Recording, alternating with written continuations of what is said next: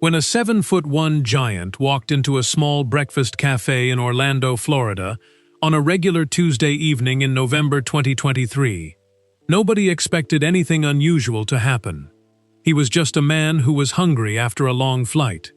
He wanted waffles. He had a meeting in the morning. He had a hotel room waiting. He had every reason in the world to eat his food, pay his bill, and leave. But then he saw her. Across the busy dining room, a young waitress named Destiny was standing at the back counter with her back to the room. Her shoulders were shaking, not loudly, not dramatically, just that small, quiet trembling of someone who is trying with everything they have not to fall apart in public. And here is the thing that made this moment different from every other moment in that restaurant that evening. Every single person in that dining room looked past her. Every person except one. Shaquille O'Neal, 4-time NBA champion, one of the most famous human beings on the planet, put down his fork. And he watched. And he waited. And then he did something that nobody in that restaurant expected. He asked her to sit down. What followed was a 12-minute conversation that Destiny had not planned to have with anyone that night, let alone with the largest man she had ever seen in her life. She told him things she had not told another person in 16 months. About her mother, about her brothers, about a dream she had folded up and put away because the people she loved needed her more than her future needed her. Shaq listened to every word. He did not offer advice. He did not offer solutions. He just listened, in the quiet, complete way that very few people in this world actually know how to listen. And then Destiny went back to work. She finished her shift the way she always finished her shift. Full effort, full smile, not stopping in the middle. And at the end of the night, she walked to his table with his bill in a small black folder. He asked her to open it while he was still sitting there. She picked up the folder. Inside was his printed receipt for $31.47, and beneath it was a folded piece of notepad paper. She opened it. The restaurant noise fell away. Her hand stopped being steady. Because what was written on that paper, 7 words in large, careful handwriting, pressed deep into the page by a hand too big for the pen holding it, was something so specific, so personal, so completely and exactly what she needed to hear at that precise moment in her life, that she would have it framed on her bedroom wall within the week. And she would read it every single morning, for the next 542 mornings, and it would change not just her life, but the lives of everyone around her, in ways that none of them saw coming. There was also a check in that folder, but the check is not the story. The 7 words are the story. And we are not going to tell you what those 7 words are yet, because before you hear them, you need to understand who Destiny Calloway really was, what she had been carrying alone for 16 months, and why those 7 words landed the way they did in the specific, exhausted, almost out-of-road place she was standing in that night. You need to understand who taught Shaquille O'Neal to see people the way he saw her. You need to understand what happened in the months that followed, to Destiny, to her brothers, to her mother, to the people around her whose lives shifted because of one Tuesday evening in a breakfast cafe on East Colonial Drive. And you need to understand why this story is not really about a famous basketball player being generous on a night when nobody was filming. It is about something much older and much quieter than that. It is about what happens when one person decides to actually look at another person in a world that has gotten very good at looking without seeing. Stay with us for the whole video, because the 7 words are coming, and by the time you hear them, you will understand exactly why they needed to be written, and you will never look across a crowded room the same way again. The bell above the door at KK's Breakfast Cafe chimed at 6:47 p.m. It was a small sound, the kind of sound that happens 100 times a day in a busy restaurant and means nothing. A customer comes in, the bell rings, the host looks up, and life moves on in the same direction it was already going. But then the door kept opening, and the man who walked through it had to turn his shoulders sideways just to clear the frame. The dining room did not go silent the way they do in movies. It was more subtle than that. A fork stopped scraping a plate. A child tugged a parent's sleeve. A construction worker put down his coffee cup and just stared. The overhead speakers were playing a soft cover of an old Stevie Wonder song, and for just a moment, even Stevie seemed to quiet down out of respect. Shaquille Rashawn O'Neal stood in the entrance of Kiki's Breakfast Cafe on East Colonial Drive in Orlando, Florida, and looked around the dining room the way he always did when he walked into a new space. Quickly, completely, taking the whole room in at once.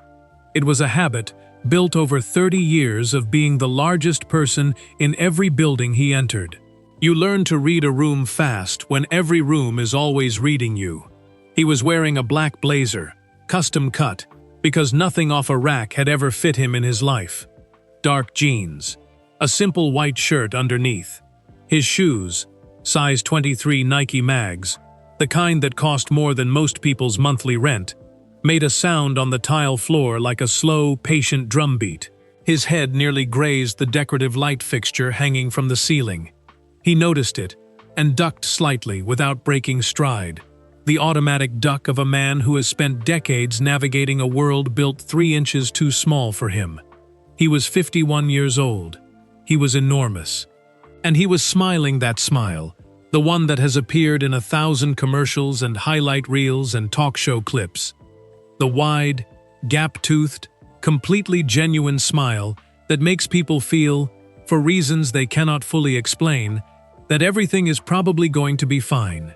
The hostess, a 19-year-old named Brianna Fuentes, stood at the host stand with a stack of menus pressed flat against her chest, like a shield. She had been working at KK's for 7 months. She had seen a local news anchor come in once and thought that was pretty exciting. She had absolutely no framework for what was currently happening to her nervous system. "Just one," Shaq said. His voice was a low, rolling sound, like distant thunder that has decided to be friendly. Brianna's mouth opened, then closed, then opened again. "Right this way," she managed, and she was proud of herself for those 3 words, because they were the right 3 words, and she said them without dropping the menus. It was November 14th, 2023, a Tuesday, Orlando, Florida.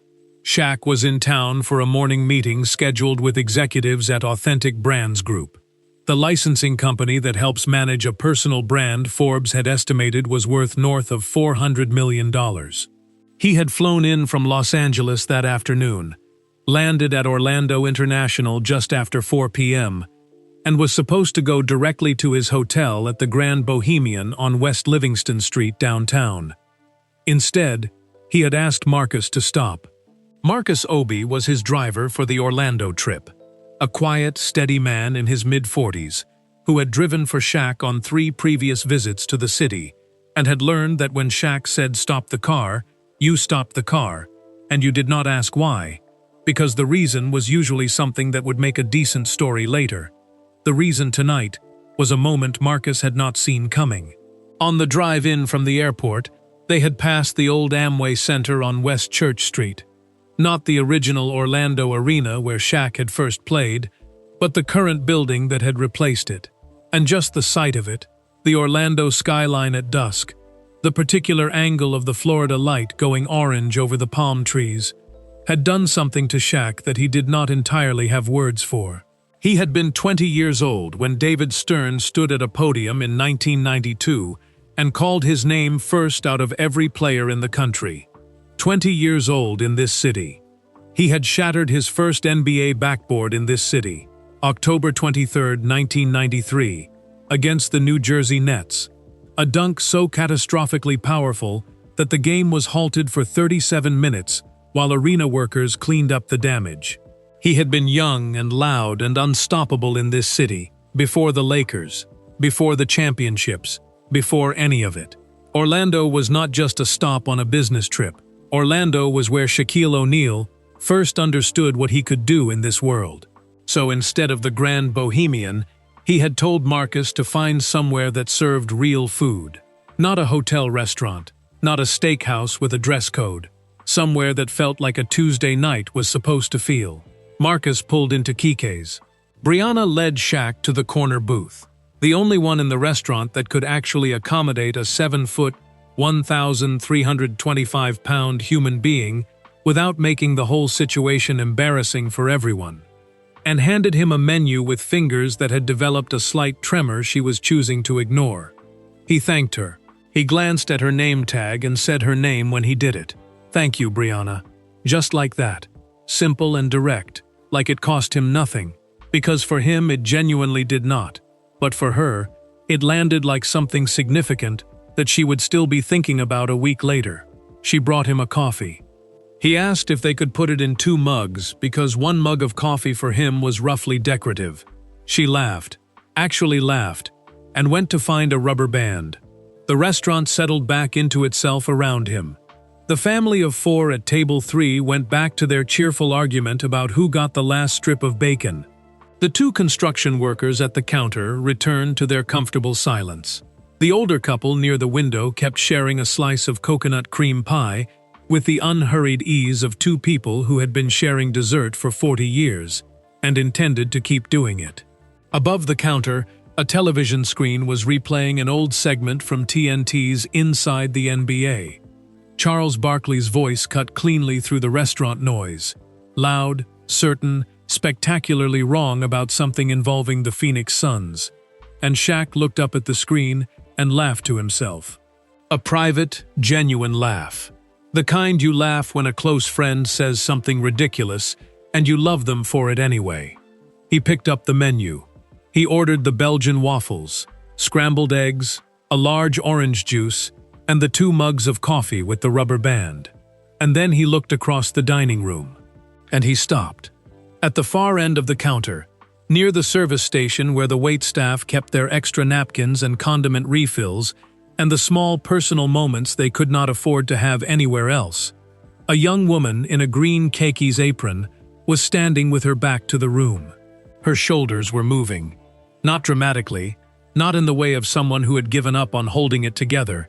In the quiet, controlled, almost invisible way of someone who was fighting very hard to hold it together, and mostly winning, but not completely. Like a candle in a closed room, the flame staying upright, but flickering just enough that if you were paying attention, you could see it. Nobody in the restaurant was paying attention. Shaquille O'Neal was paying attention. He set the menu down slowly. He did not look away. The Stevie Wonder cover had moved on to something else now, something with a soft piano, and the restaurant kept moving around him. Plates and conversation, and the ordinary, beautiful noise of people feeding themselves on a Tuesday night. And the largest man in the room sat very still in his corner booth and watched a young woman try not to cry, and decided, in the quiet way that some decisions get made, that he was not going anywhere just yet. Her name was Destiny Calloway, and she was 26 years old, and she was having the worst year of her life inside the best smile she could manage. She had not always been this tired. There was a version of Destiny Calloway that existed before June 3, 2022. A version that woke up early on Saturday mornings to study anatomy diagrams at the kitchen table with a highlighter in each hand, color-coding the cardiovascular system in pink and the nervous system in blue, because that was the method that made it stick. A version that kept a vision board on the inside of her closet door, printed photos of Valencia College's nursing building, and a stethoscope, and a small handwritten note that said, RN by 30, taped in the center like a promise to herself. That version of Destiny had been accepted into Valencia College's Associate Degree Nursing program in March 2022. She had found out standing in the parking lot of the Dollar General on West Colonial Drive, where she worked at the time, reading the email on her phone with her apron still on, and she had cried so hard a customer asked if she needed help. She told him she had never needed help less in her entire life. Then her mother had a stroke. Carleen Calloway was 51 years old and had worked night shifts at a packaging warehouse in Eatonville for 11 years. She was the kind of woman who ironed her work shirts the night before, kept a grocery list sorted by aisle, and had not missed a single one of her children's school events in living memory, even the ones that ran until 10 at night and she still had to be at the warehouse by midnight. She was not supposed to be the kind of woman who collapsed in her kitchen on a Thursday morning in June. But strokes do not check what kind of woman you are before they arrive. Destiny got the call during her orientation session at Valencia. She walked out of the room without explaining to anyone where she was going. She drove to Orlando Regional Medical Center on South Orange Avenue in 17 minutes. She sat in the waiting room for 4 hours with her Valencia welcome packet still in her hand, and somewhere in those 4 hours, without making a formal decision about it, she understood that the version of herself with the vision board and the color-coded diagrams was going to have to wait. She withdrew from Valencia the following week. She got the job at KK's in August 2022 because the hours were flexible, and the manager, a Haitian-American man named Gerald Dorse, had a daughter who had gone through something similar, and he understood, without Destiny having to explain more than she wanted to, that some employees need their schedule built around a life that does not pause for work. Gerald gave her the Tuesday and Thursday morning shifts and the Tuesday and Friday evening shifts, and told her she could swap when she needed to. She had never once abused that, he noticed. For 16 months after that, Destiny had built a life that ran on a schedule so tight it had no room for error, and no room for her. Tuesdays and Thursdays, she drove Carlene to physical therapy at the Orlando Health Rehabilitation Institute on Lucerne Circle. Wednesdays and Fridays, she picked up her youngest brother, Theo, 12 years old, restless, endlessly curious, from school because the bus route added 45 minutes, and Theo had a habit of getting into philosophical arguments with other kids that occasionally required adult intervention before they became something else. Thursdays after the physical therapy run, she drove her other brother Javion, 14, quiet, startlingly brilliant, to his tutoring session at a learning center off Curry Ford Road. The program was run by a nonprofit called Bright Path Orlando, and it cost $140 a month, subsidized by a federal community education grant. Javion had been in the program for 8 months. He had gone from a C-average student to someone his math teacher had recently described, in an email Destiny had read 4 times, as one of the most naturally gifted mathematical minds I have taught in 22 years. She had not told Javion about that email. She was saving it for the right moment. She was saving a lot of things for the right moment. The problem was that the right moment kept getting pushed further away by the wrong ones. On the morning of November 14, 2023, the same Tuesday that would bring a 7'1" man in a black blazer through the door of KK's at 6:47 p.m., Destiny had found a letter in the mailbox before her shift. It was from Bright Path Orlando. She had read it standing at the mailbox in the cold morning air in her work apron because she had grabbed the mail on her way to the car and did not realize what it was until she had already opened it. The letter informed families that Bright Path Orlando's federal grant had not been renewed for the upcoming fiscal year. The program would be closing its doors on December 1st, 2023.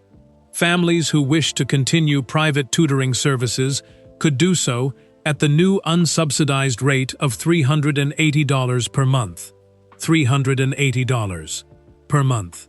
Destiny had stood at that mailbox for 2 full minutes without moving. Then she folded the letter carefully, put it in her apron pocket, got in the 2011 Honda Civic with the cracked left taillight, and drove to work. She had spent her 30-minute lunch break in the parking lot doing the math on her phone calculator. She had done it 6 times. The answer was the same every time. After rent, after utilities, after groceries, after Carlene's prescription copays, after gas, after Theo's school supplies, she had approximately $214 in savings, and a gap the size of a canyon between what she had and what Javion needed. She had gone back inside and finished her shift. And at 6:49 p.m., when she walked back onto the floor, after a moment at the service station that she had not been able to stop and that she was furious at herself for, she was composed. Her apron was straight. Her order pad was in her hand. Her smile was exactly where a smile was supposed to be. She did not notice the man in the corner booth. She did not notice him noticing her. She walked to table 7 and asked a couple if they were ready to order. And she wrote down what they said, and she moved on to table 9, and the piano music from the overhead speakers followed her across the dining room, like something gentle that did not know it was heartbreaking. In the corner booth, Shaq watched her work. He had not touched his waffles yet. She walked to table 7 and asked a couple if they were ready to order, and she wrote down what they said, and she moved on to table 9, and the piano music from the overhead speakers followed her across the dining room like something gentle that did not know it was heartbreaking. In the corner booth, Shaq watched her work. He had not touched his waffles yet. He watched her take table 9's order without writing anything down, carrying 4 different plates worth of modifications in her head, no pen moving, just listening and nodding, and then disappear through the kitchen door and come back 90 seconds later with exactly what table 4 had asked for 6 minutes ago, delivered with a smile and a small joke that made the older woman at the table laugh and touch Destiny's arm the way grandmothers touch people they have just decided to like. She was good at this job, the way some people are good at things that were never supposed to be their whole life. Completely, naturally, almost heartbreakingly good. Shaq flagged down Brianna as she passed his booth. "The waitress in the green apron," he said quietly. "What's her name?" Brianna glanced across the dining room. Her voice dropped without him asking it to. "That's Destiny. She's been here over a year. She's one of our best. She looks like she's carrying something heavy tonight," Shaq said. Brianna was quiet for a moment. She looked at Destiny again, and then back at Shaq, and something moved across her face. The particular expression of someone who has noticed the same thing themselves, but never said it out loud to anyone. "She kind of always is," Brianna said carefully. "But she never talks about it." Shaq nodded once, slowly. The way he nodded when something confirmed what he had already understood. "Can you ask her to take over my table?" he said. Brianna looked at him for just a second longer than was necessary. Then she said, "Sure," and walked away. And 45 seconds later, Destiny Calloway was standing at the corner booth, with her order pad in her hand, and a professionally warm expression on her face, looking up, considerably up, at the most famous customer she had ever served in her life. "Can I get you anything else tonight?" she asked. Her voice was steady. Her smile was real enough that you would not question it if you did not already know to look. Shaq looked at her, not the long, uncomfortable stare of someone trying to make a point. Just a direct, calm look. The look of someone who is deciding how to say something true without saying it wrong. "You can sit down for a minute," he said, "if that's allowed." Destiny blinked. "I'm sorry? I'm not going to be a difficult customer about it, I promise." He leaned back slightly in the booth, making himself smaller in the way that very large people sometimes do when they are trying not to be intimidating, which never fully works but always counts for something. "My name is Shaq. I figure you probably already know that, but it feels rude to just assume." "What's your name?" she told him. He repeated it the way her mother used to repeat it when she was proud of her, not as a question, not as an echo, but as a recognition, like the name meant something and he understood that it did. "Destiny," he said. "My mama would say a name like that doesn't land on just anybody." Something shifted behind her eyes, very small, very fast. She covered it immediately. "I don't want to take up your time," she said. "You came in to eat. My food is right here," he said, nodding at the untouched waffles. "It'll wait. I've kept harder things waiting than a Belgian waffle." He paused. "1 minute. That's all. Just 1 minute, where nobody needs anything from you and nothing is your responsibility. Then you can go right back to all of it." She did not mean to sit down. Her legs made the decision before the rest of her could vote on it. One moment she was standing with the order pad, and the next, she was on the edge of the seat across from him, her hands folded on the table in front of her, like a student who has been called to the principal's office but has not done anything wrong. The restaurant moved around them. Gerald Dorse came out of the back and saw the corner booth, assessed the situation in approximately 2 seconds the way good managers assess all situations, and quietly redirected Brianna to cover Destiny's remaining tables. He did not interrupt. He would explain this decision later by saying only that some things are more important than the rotation, and you learn to recognize them if you pay enough attention. Shaq did not take out his phone. He did not look over her shoulder. He gave her the full, undivided attention of a man who had learned, through 51 years and 1,000 rooms full of people who wanted something from him, how to tell the difference between a moment that mattered and one that just felt like it did. "How long have you been working here?" he asked. 16 months, she said. "You like it?" "I'm good at it." He noticed that she had not answered the question he asked. He did not point it out. "What did you do before?" he said. And something about the way he asked it, not "what do you do" the way people ask when they want your title and your trajectory, but "what did you do before?" As if he already understood that this was not the whole story, that there was a before and a now, and he was asking about the before specifically. Cracked something open in her that she had not planned to open tonight, or any night in a Keke's breakfast cafe on East Colonial Drive. She told him about Valencia, about the nursing program, about the parking lot and the email, and the 2 highlighters, and the vision board on the inside of the closet door. She told him about her mother's stroke on June 3, 2022, and the waiting room at Orlando Regional, with the Valencia welcome packet in her hand. She told him about Javian, and about the math teacher's email that she was saving for the right moment, and about the Bright Path letter she had found in the mailbox that morning and carried in her apron pocket through an entire shift. She did not tell him all of it in one clean speech. It came out the way things come out when you have been holding them alone for a very long time, in pieces, slightly out of order, with pauses where she checked his face to see if he was still actually listening or just waiting for her to finish. He was still listening, every time. He did not offer solutions. He did not say God's got a plan, or everything happens for a reason, or any of the soft, careful phrases that people use when they are not sure what else to do with someone else's pain, but feel obligated to fill the silence with something. He waited until she had said what she needed to say, and then he asked her something that nobody had asked her in 16 months. "Who takes care of you, Destiny?" She opened her mouth. She closed it. She looked at her hands on the table, at the order pad still sitting next to them, at the green apron that she had tied that morning at 3:47 p.m., before driving to pick up Theo and then coming straight to her shift. "I take care of me," she said finally. It was not a proud answer. It was just the only true one. Shaq was quiet for a long moment.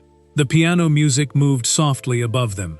Somewhere across the dining room, a child laughed at something. The older couple near the window had finished their coconut cream pie and were just sitting now, not talking, just being together in the comfortable silence of 2 people who have run out of things to prove to each other. "I see you," Shaq said.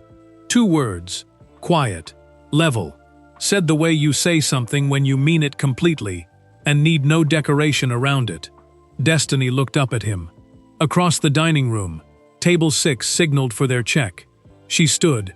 She straightened her apron. She picked up her order pad.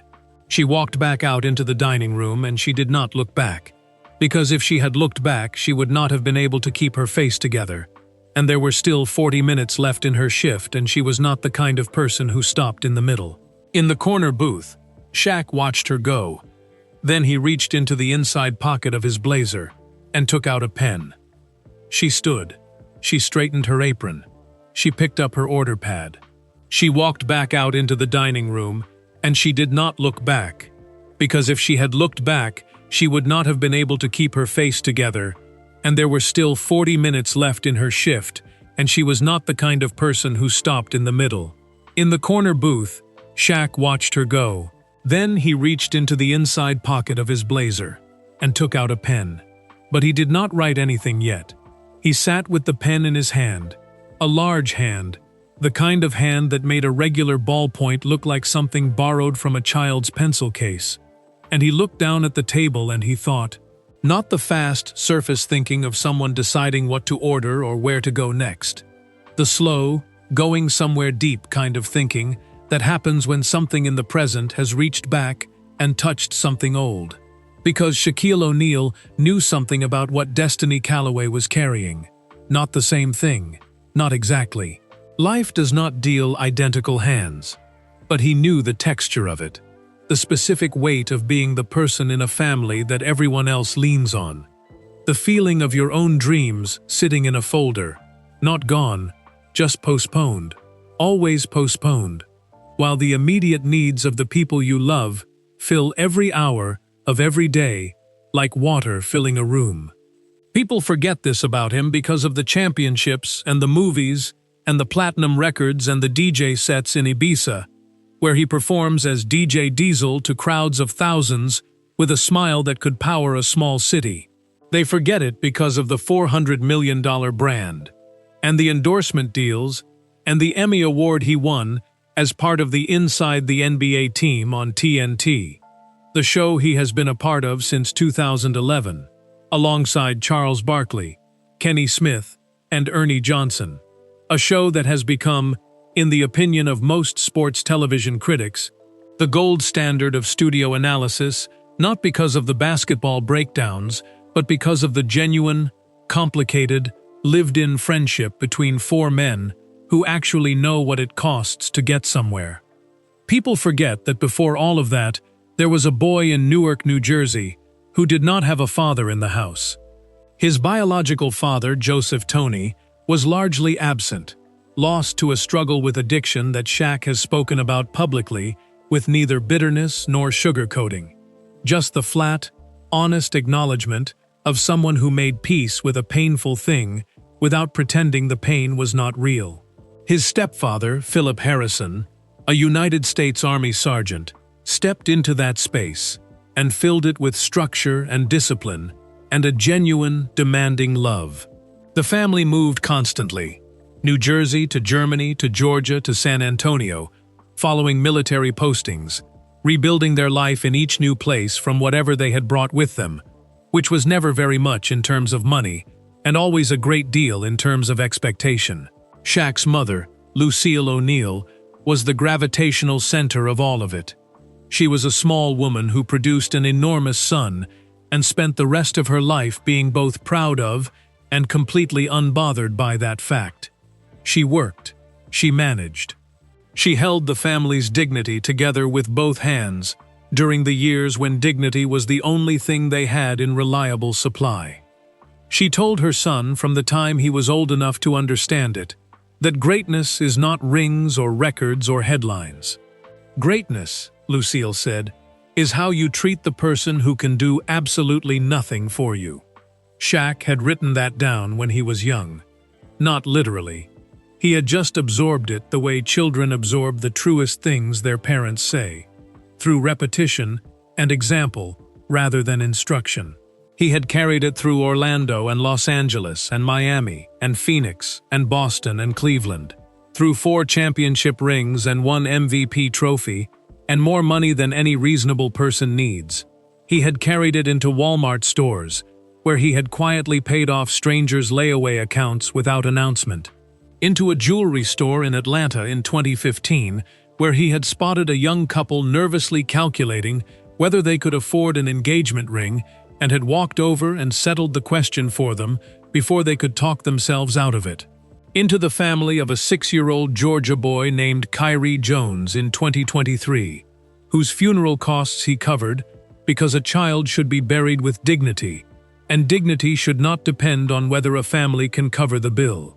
None of these things were filmed by his publicity team.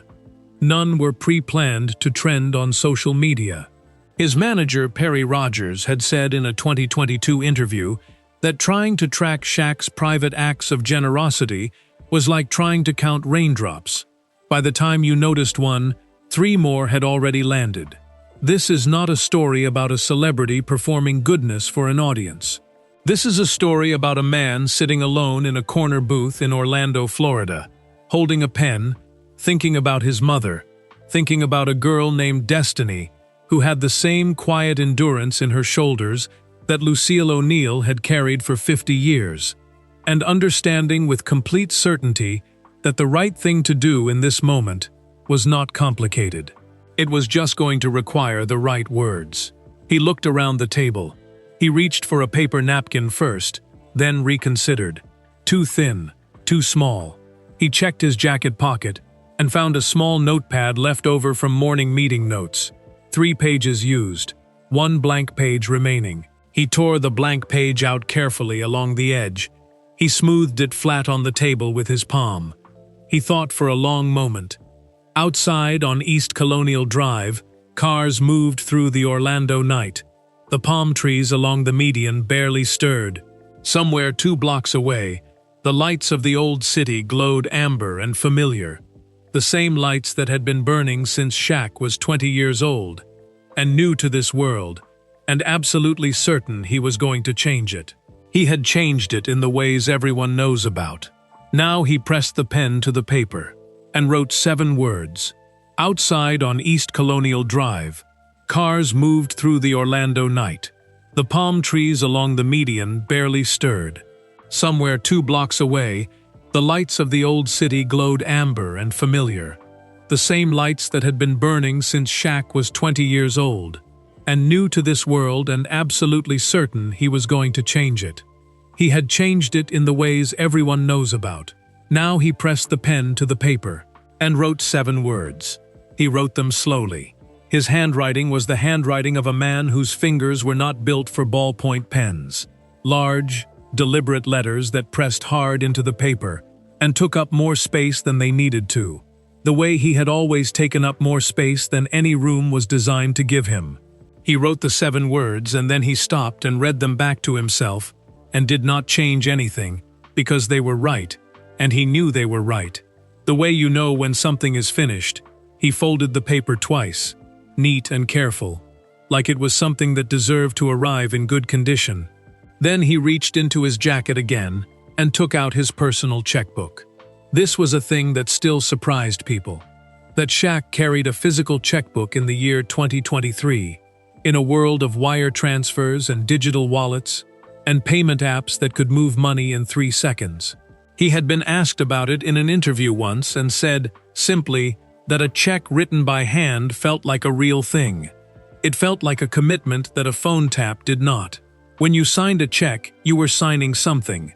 It meant you had decided. He decided now. He wrote the amount without hesitating. He signed his name in the same large, unhurried handwriting. He tore the check from the book with 1 clean pull and folded it behind the notepad paper so that they sat together, the words on top, the check behind them, in that order deliberately. Because the words were the point. The check was the bridge, but the words were the reason to cross it. He placed both inside the black bill folder that Brianna had left on the table earlier. Then he called Marcus Obi. "I need another hour," he said when Marcus picked up. "No problem," Marcus said. He did not ask why.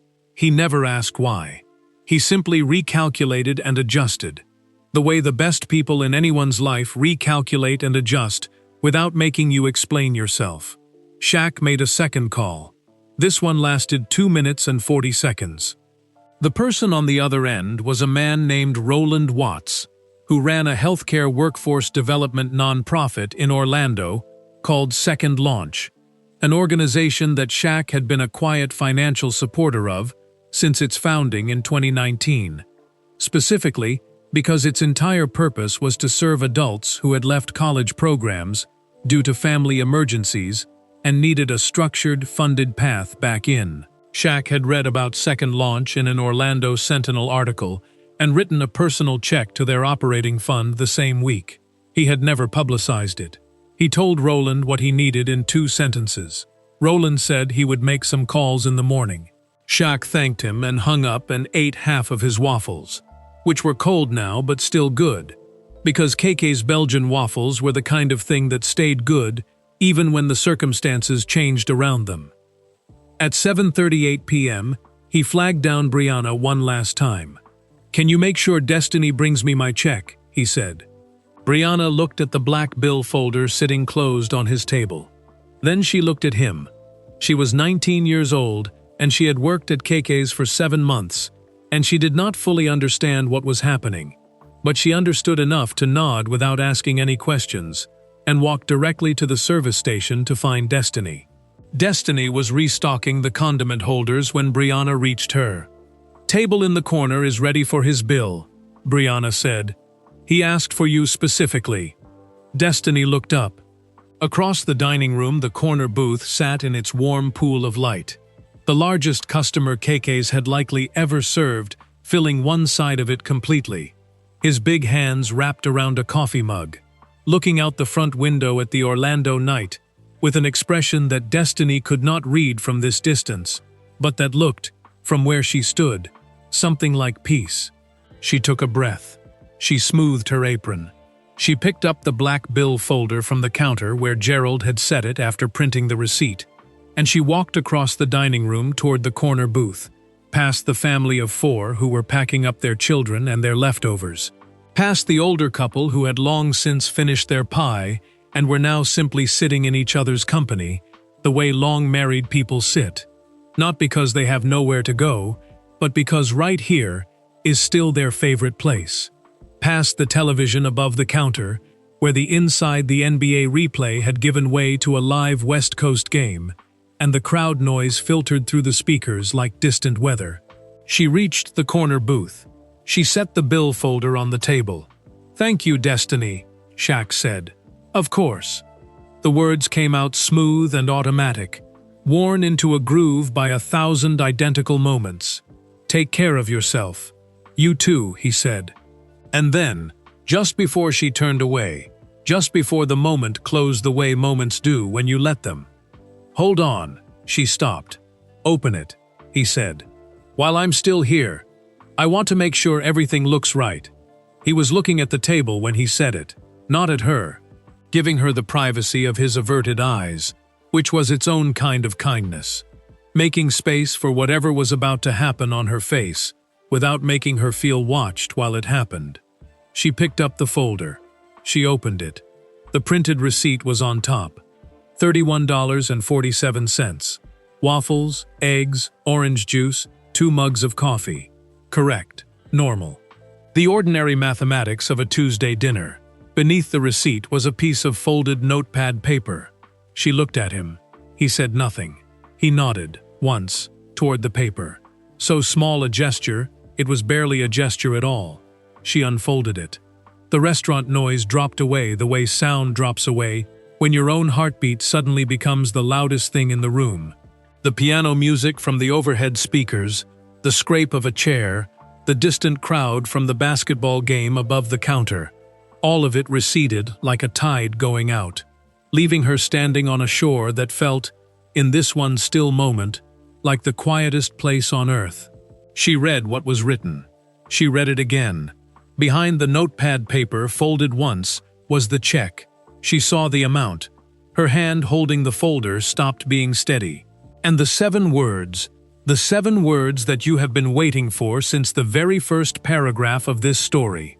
The 7 words that Destiny Calloway would have framed on South Orange Avenue and hung at eye level from where she sits when she studies. The 7 words that she has read every single morning for every day of the year that followed this one. We are not going to tell you yet, because before you hear them, you need to understand what they set in motion. You need to understand where Destiny is now, and where her brothers are now, and what happened 3 months after this Tuesday night that made those 7 words land even heavier in hindsight than they did in the moment. You need to earn the ending. You are almost there, because before you hear them, you need to understand what they set in motion. You need to understand where Destiny is now, and where her brothers are now, and what happened 3 months after this Tuesday night that made those 7 words land even heavier in hindsight than they did in the moment. You need to earn the ending. You are almost there. Shaq left KK's Breakfast Cafe at 7:49 p.m. He did not stop to take photos with the staff, though 3 of them wanted to ask. He did not post anything to his social media accounts, which collectively reached tens of millions of followers across platforms. He did not tell Marcus Obi what he had written on the paper when he climbed into the back of the black Escalade, and Marcus, being Marcus, did not ask. He just pulled smoothly out of the Keke's parking lot onto East Colonial Drive and pointed the car toward the Grand Bohemian Hotel on West Livingston Street downtown. And the Orlando night moved past the windows like a film Shaq had seen before and still loved watching. He put in his earphones. He looked out the window. "Some people are carrying too much alone, Marcus," he said quietly, to nobody in particular, to the window, to the city. "Yes, sir," Marcus said from the front seat. That was the whole conversation. Inside Keke's, Destiny had been in the single-stall staff bathroom for 4 minutes. She had excused herself the moment she reached the service station after leaving the corner booth, because 4 minutes was what she had calculated she could take without Gerald noticing a problem and without her remaining tables feeling abandoned. She ran cold water over her wrists, the way her mother had taught her to do when emotions got too large for the body holding them. She pressed a damp paper towel against the corners of her eyes with the precision of someone who had become, out of pure necessity, an expert at crying invisibly. She looked at herself in the small bathroom mirror. She looked for a long time. Then she folded the notepad paper and the check together and placed them in the inside zip pocket of her apron, the small pocket meant for storing extra pens, which she had never once used for extra pens. And she smoothed her apron flat and walked back out into the dining room and went directly to table 7 and recommended the key lime pie with the confidence of someone who has tasted it and is not guessing. She worked the remaining 38 minutes of her shift without a single dropped thread. Table 9 needed extra napkins. Table 3's little boy wanted to know if they had chocolate milk.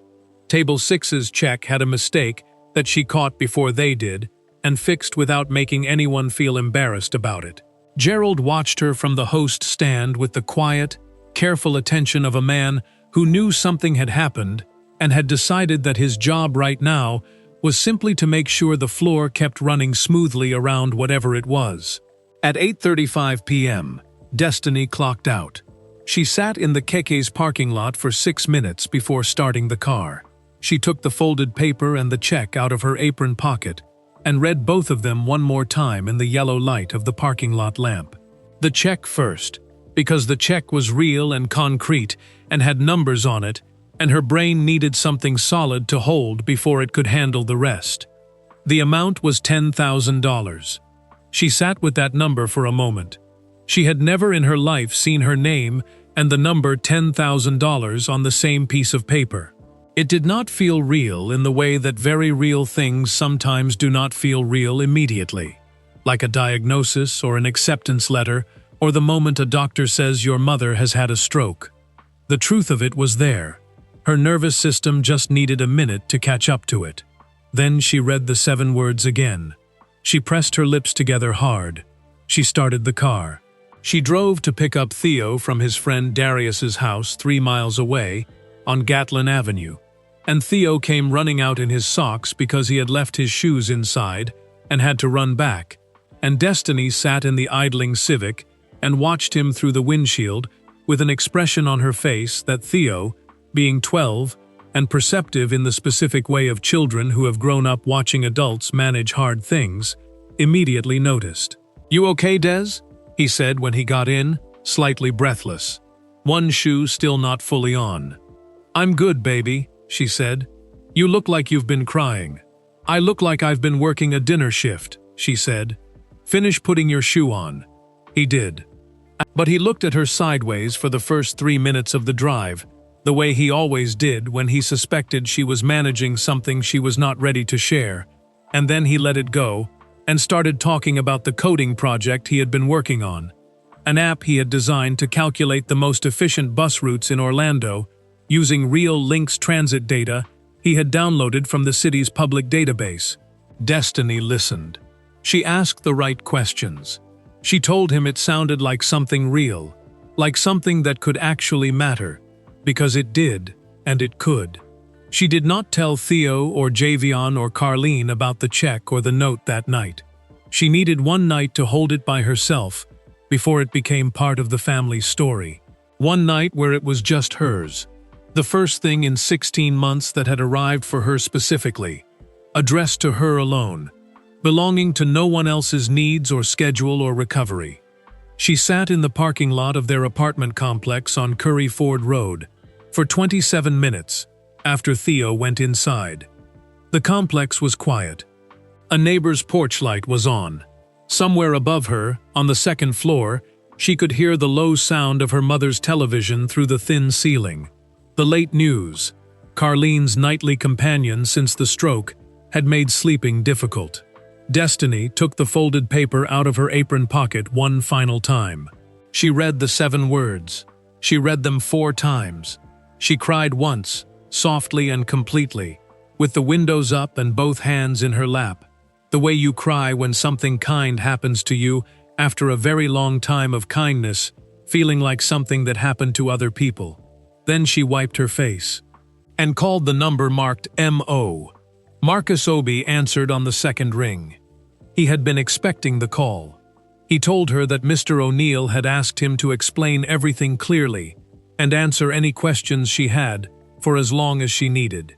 He told her the $10,000 was not a loan, not charity, not something she would ever be asked to account for or repay. He used a word that Shaq had apparently used when instructing him. The word was bridge. He said Mr. O'Neill called it a bridge because a bridge is what you build when the river between where someone is and where they are meant to be is too wide to jump alone. And then Marcus told her about Roland Watts, about Second Launch, about the January 2024 cohort that had scholarship funding available for adults returning to interrupted college programs, about the fact that Valencia College was a partner institution, about the fact that nursing was on the approved program list.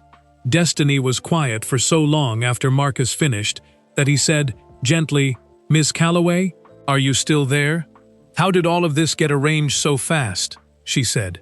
He was sitting in a breakfast cafe 2 hours ago. Marcus made a small sound that was almost a laugh.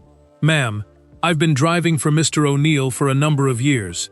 When he decides something needs doing, it gets done. He's always been that way. Some people think about doing good things. He just does them. Right then." She asked why. Why her? Why tonight? Out of every night, out of every restaurant in every city he traveled through. Marcus was quiet for a moment. When he spoke again, his voice was a little different, softer at the edges. "He said you reminded him of his mother," Marcus said. "The way you kept working, even when you were hurting. He said his mother never stopped either. And he said he always wished," Marcus paused. "He said he always wished someone had given her a bridge when she needed one." Lucille O'Neill, who would leave this world 3 months later, on February 17, 2024, at the age of 72, taking with her 51 years of the kind of love that does not make headlines but makes everything else possible, and leaving behind a son who had learned, from watching her, exactly what it looks like when a person carries too much alone, and who had walked into a breakfast cafe on a Tuesday night in November and recognized it immediately, because he had seen it his whole life, on the face of the woman who made him, and leaving behind a son who had learned, from watching her, exactly what it looks like when a person carries too much alone, and who had walked into a breakfast cafe on a Tuesday night in November and recognized it immediately, because he had seen it his whole life, on the face of the woman who made him. Destiny Calloway enrolled in Valencia College's Associate Degree Nursing program through the Second Launch cohort on January 8, 2024. She remembers the exact date because she wrote it on a new vision board, not the old one on the inside of the closet door, which had been there so long the tape had gone yellow at the corners, and 2 of the printed photos had curled away from the backing. She took that one down carefully. The way you retire something that served its purpose with dignity. She bought a new corkboard from the Target on South Orange Blossom Trail and started fresh. The nursing building photo went back up in the center. The stethoscope went back up. The handwritten note that said RN by 30 went back up, slightly adjusted. She was 26 now, which still left time, which had always left time, which she was only now allowing herself to believe again. In the upper left corner of the new board, she pinned the folded notepad paper inside a small clear sleeve to protect it. She did not pin the check. The check had been deposited. The check had become real things: Javion's tutoring, a car repair fund, a financial cushion that was the first she had ever had. And real things do not need to be displayed. They just need to be used well. The notepad paper needed to be seen every day. She did not quit KK's immediately. She sat down with Gerald Dorse in the small office behind the kitchen the week before her first Valencia class and told him what had happened. Not every detail, but enough. Gerald listened without interrupting, which was his way, and when she finished, he was quiet for a moment and then he said, "You're going to be a tremendous nurse, Destiny. I have thought that since the first week you worked here." He worked out a schedule of 2 shifts per week that fit around her classes. She took it. She kept it for 8 months before reducing to 1 shift, and she has kept that 1 shift ever since, for reasons that have nothing to do with the money. She will tell you herself, if you ask her. She keeps the 1 shift because of what she learned to see from inside that dining room. She keeps it because Gerald Dorse gave her flexibility when he did not have to, and loyalty is a language she speaks fluently. And she keeps it because on any given shift, on any given evening, there might be someone standing at the service station with their back to the room and their shoulders trembling in that small, controlled, almost invisible way, and she wants to be the person who notices. She has already been that person twice. The first time was a young busboy named Christian Mejia, 19 years old, 3 months into the job, who had just received a phone call telling him his younger sister in Guatemala had been hospitalized. Destiny sat with him in the parking lot for 20 minutes on her break and helped him figure out the international calling code so he could reach his mother. She found him the number for a wire transfer service that would not take 48 hours to process. She told Gerald when she went back in, and Gerald gave Christian the rest of the night off with pay.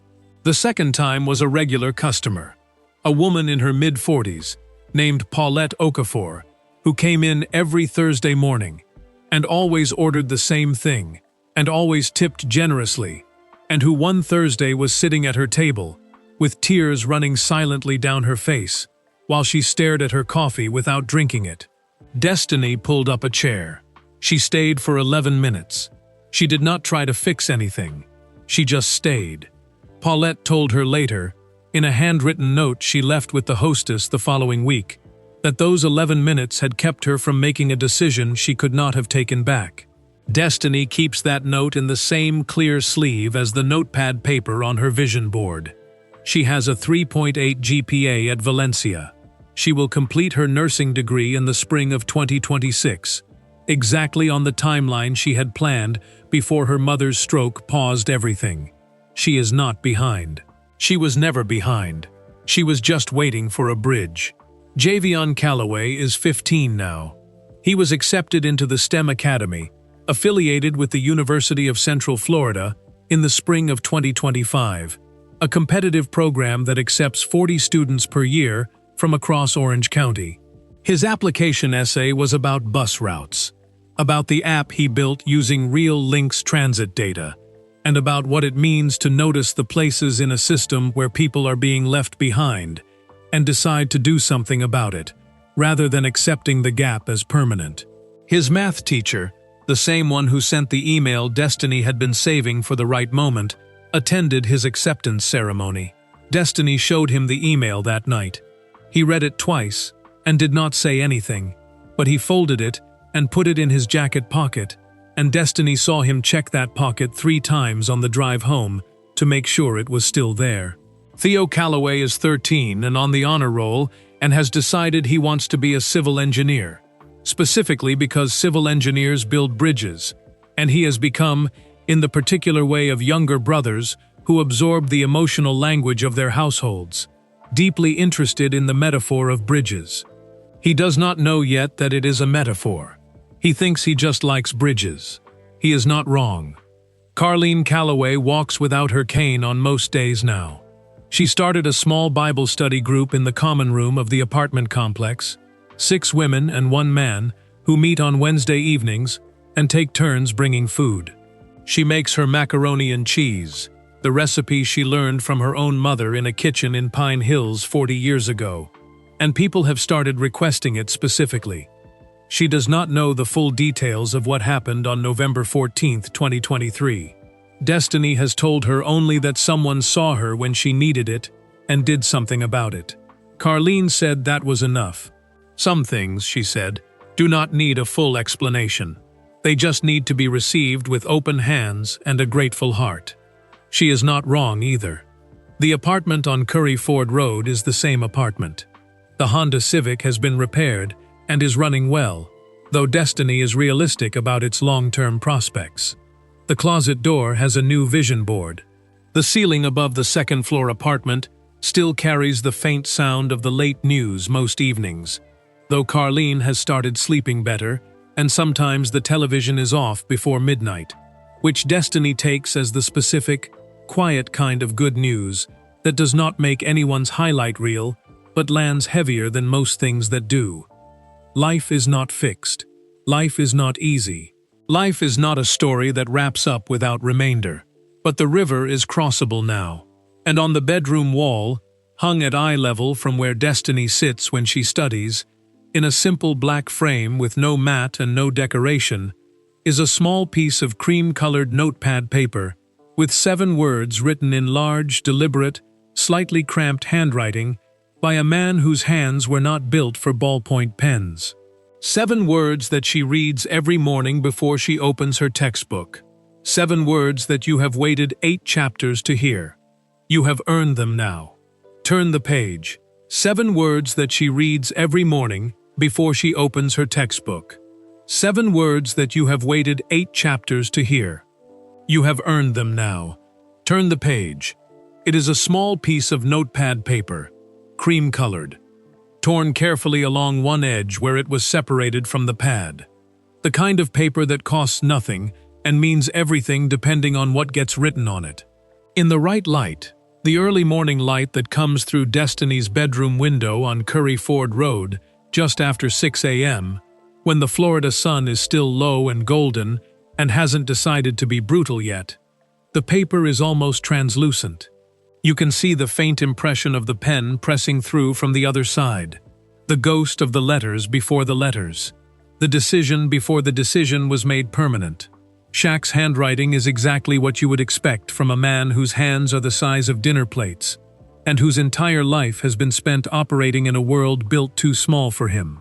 The letters are large and blocky, and press deep into the paper, taking up more space than strictly necessary, leaning slightly forward the way tall people sometimes lean.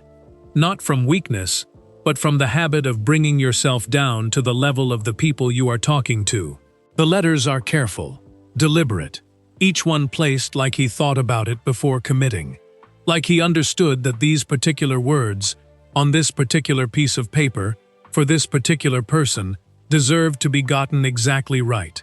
There is no greeting at the top, no Dear Destiny, or To the Waitress, or any of the formal architecture that people build around important things when they are not sure the important thing can stand on its own.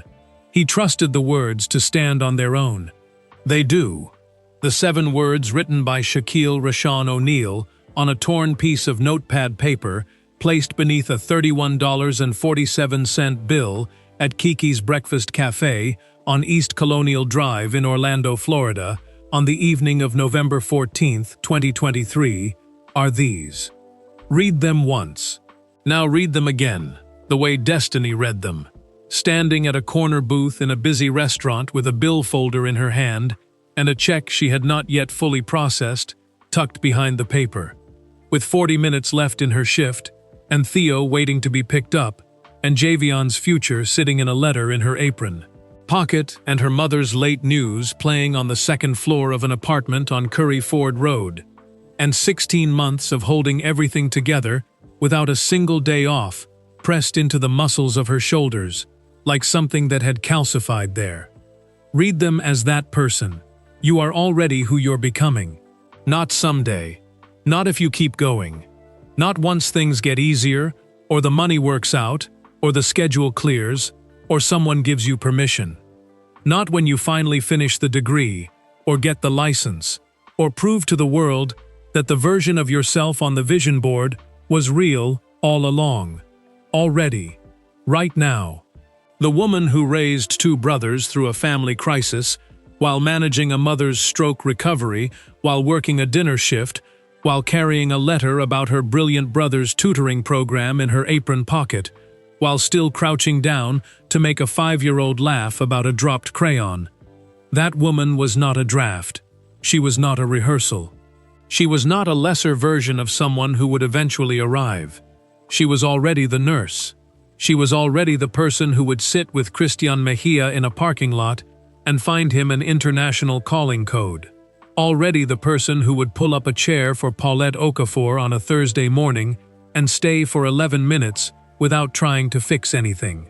Already the person whose younger brother would write a college application essay about noticing the gaps in systems and doing something about them, because that is the language of the household he grew up in. The language his sister spoke every single day without knowing she was teaching it. She was already becoming, and Shaq saw it in 12 minutes in a corner booth when nobody else in a full restaurant was looking, because he had spent 51 years learning to recognize it from the one person who had modeled it for him every day of his life. His mother, Lucille O'Neill, who carried too much, and never stopped, and never once let the people who needed her see the cost of it. Until the cost was paid in full, and she was gone. February 17th, 2024. 72 years old. Shaq posted a single photograph of her on Instagram that evening. No filters, no caption beyond her name and her dates, and the post received 4 million likes in under 12 hours, which tells you something about how a woman who never played a single minute of professional basketball managed to mean something to millions of strangers. She meant something because her son spent 30 years telling anyone who would listen that everything good about him came directly from her. And people believed him because you could see it. In the gap-toothed smile, and the name tag habit, and the personal checkbook, and the 2-minute phone call to Roland Watts, and the 7 words pressed deep into cream-colored notepad paper. It was all just her love, working through him, with a bigger body. Destiny Calloway read about Lucille's passing between classes at Valencia College on February 18, 2024, the morning after. She was sitting in the hallway outside the anatomy lab with her textbook open on her lap and her phone in her hand, and she read the news the way you read news that lands somewhere personal, even when it involves people you have never officially met. She closed her textbook.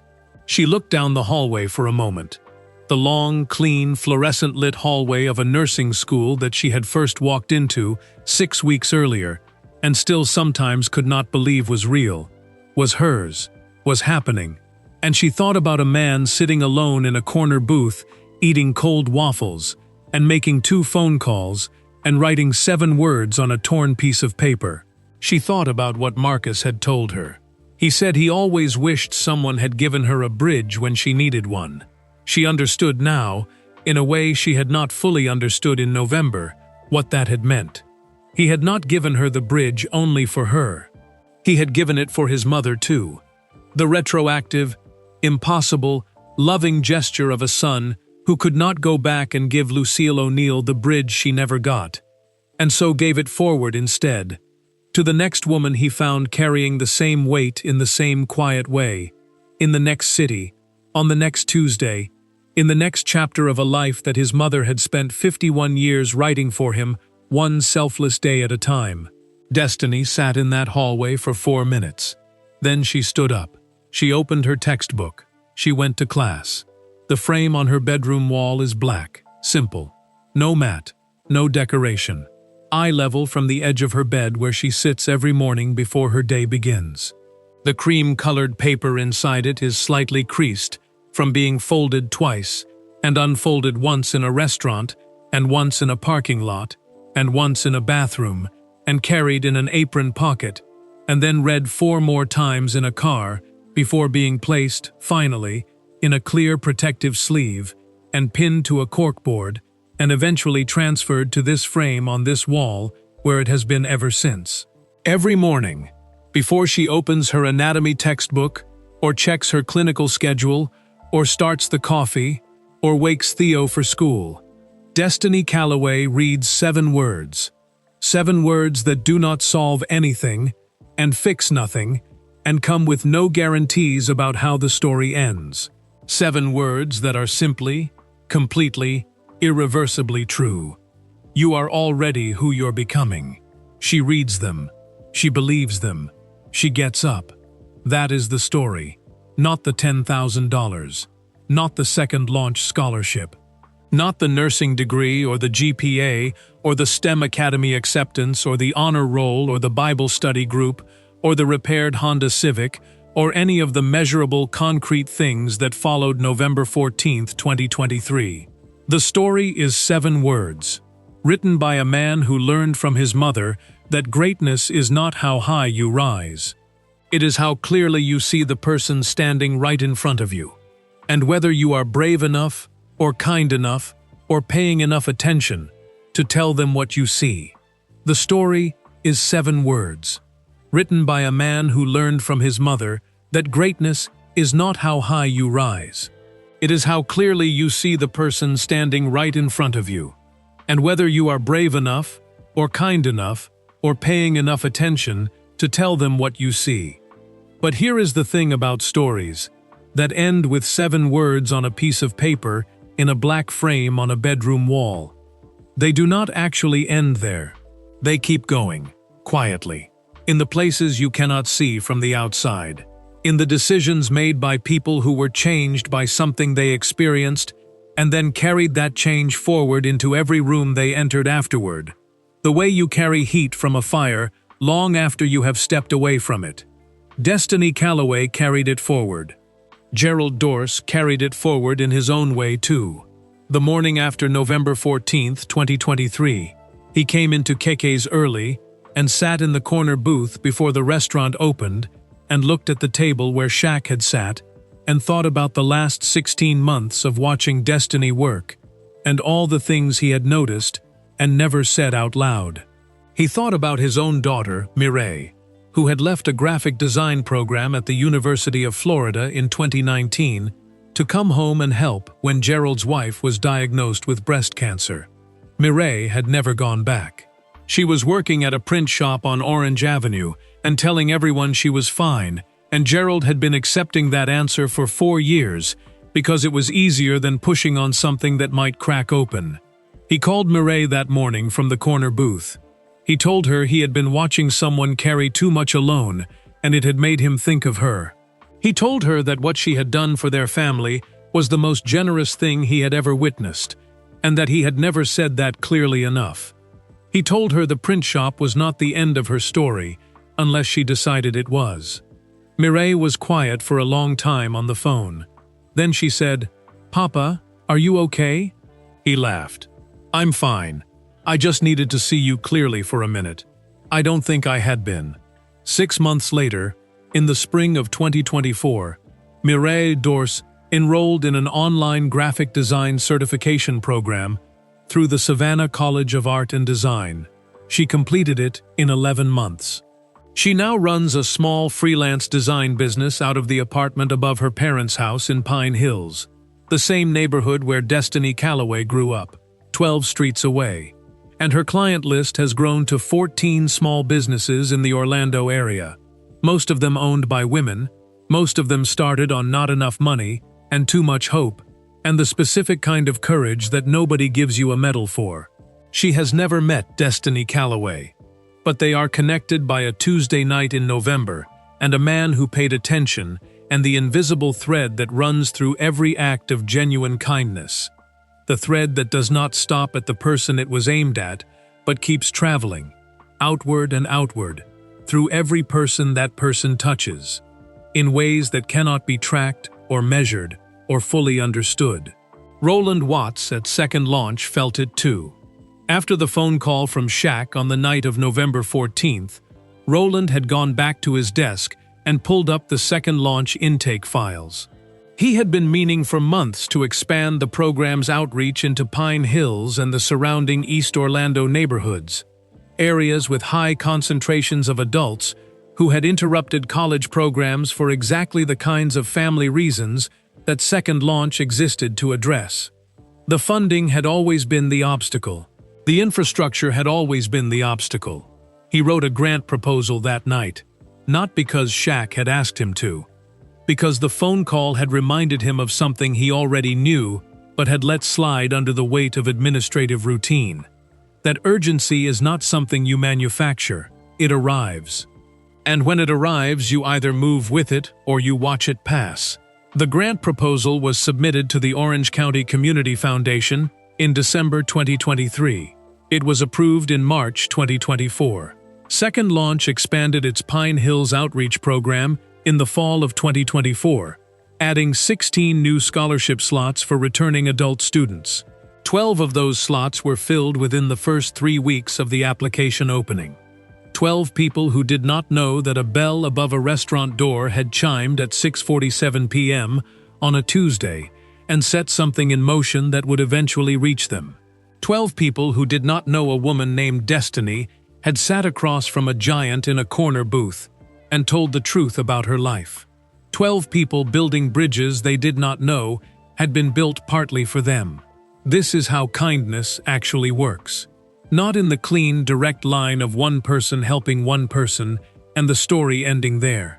In the wide, unpredictable, overlapping ripple of one genuine moment, spreading outward through every life it touches, through every decision those lives make, through every person those decisions reach, until the original moment is so far from its source that no one could trace it back.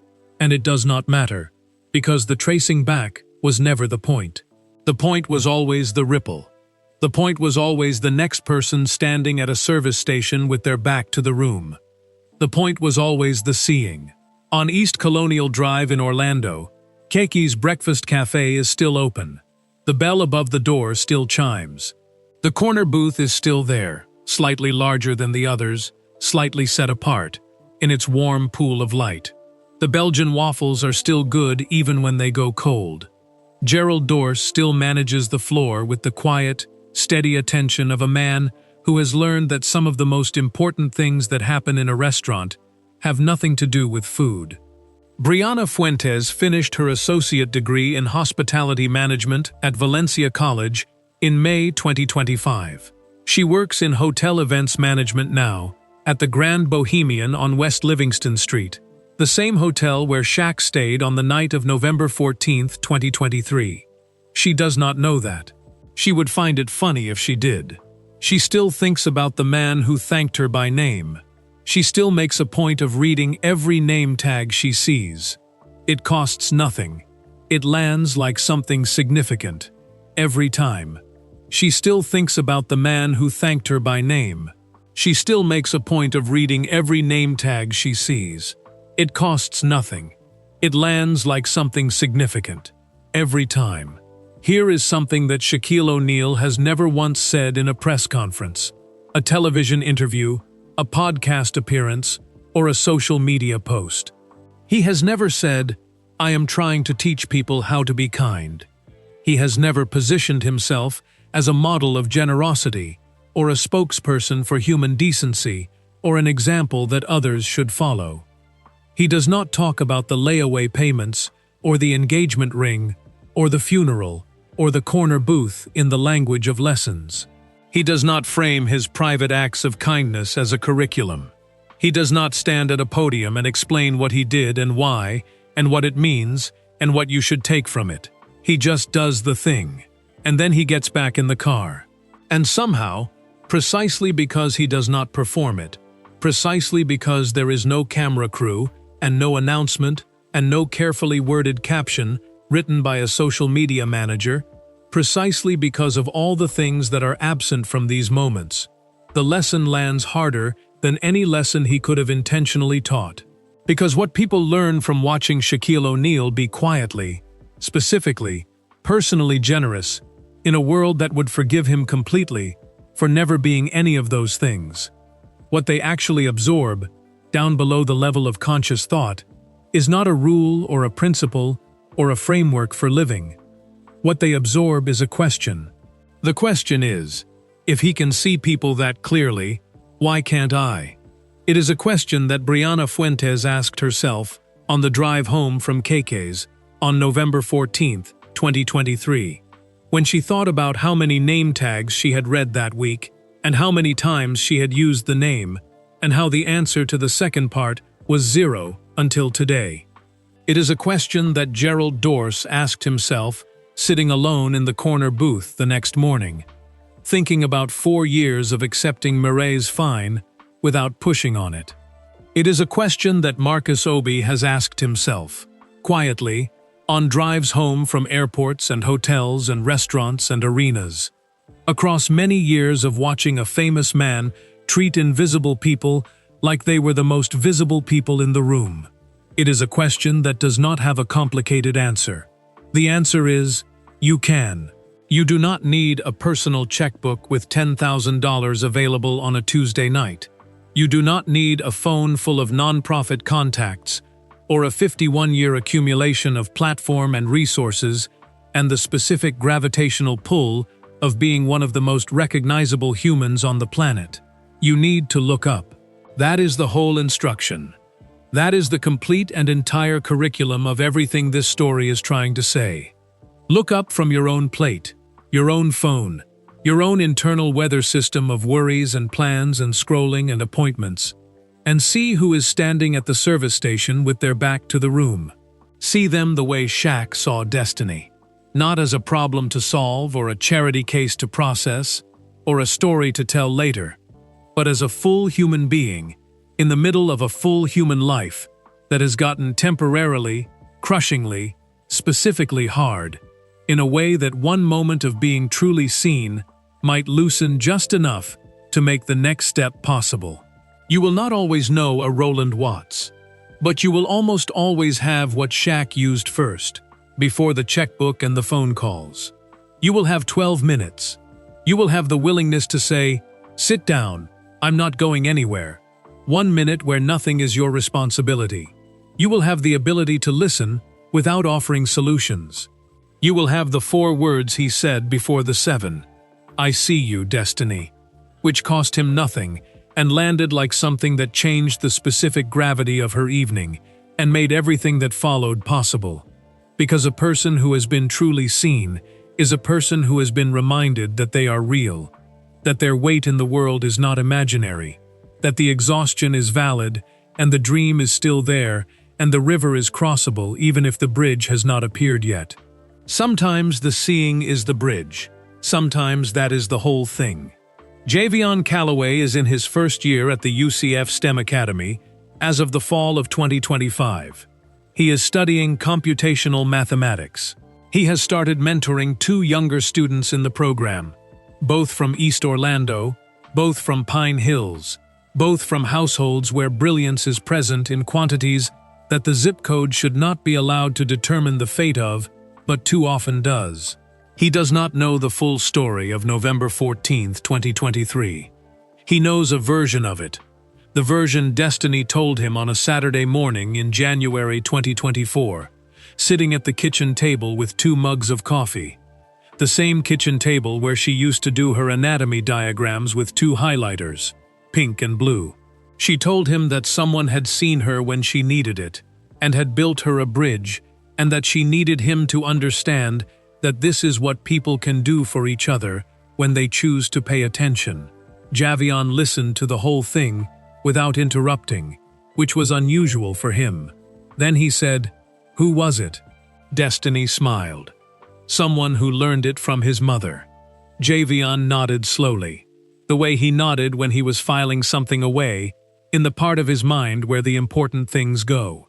3 weeks later, Destiny found a note on the kitchen table written in Javion's small, precise handwriting.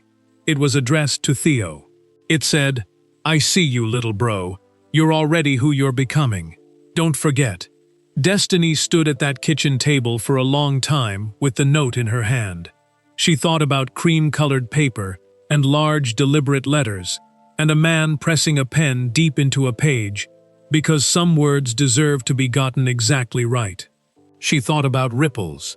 She thought about how a thing that begins in one person spreads outward through every person it touches until it arrives, changed and carried and passed forward, in a 12-year-old boy's handwriting on a kitchen table in Pine Hills, Orlando, Florida. She put the note in the clear sleeve on the corkboard, next to the 7 words, where it has been ever since. She still thinks about the man who thanked her by name. She still makes a point of reading every name tag she sees. It costs nothing. It lands like something significant, every time. Here is something that Shaquille O'Neal has never once said in a press conference, a television interview, a podcast appearance, or a social media post. He has never said, "I am trying to teach people how to be kind."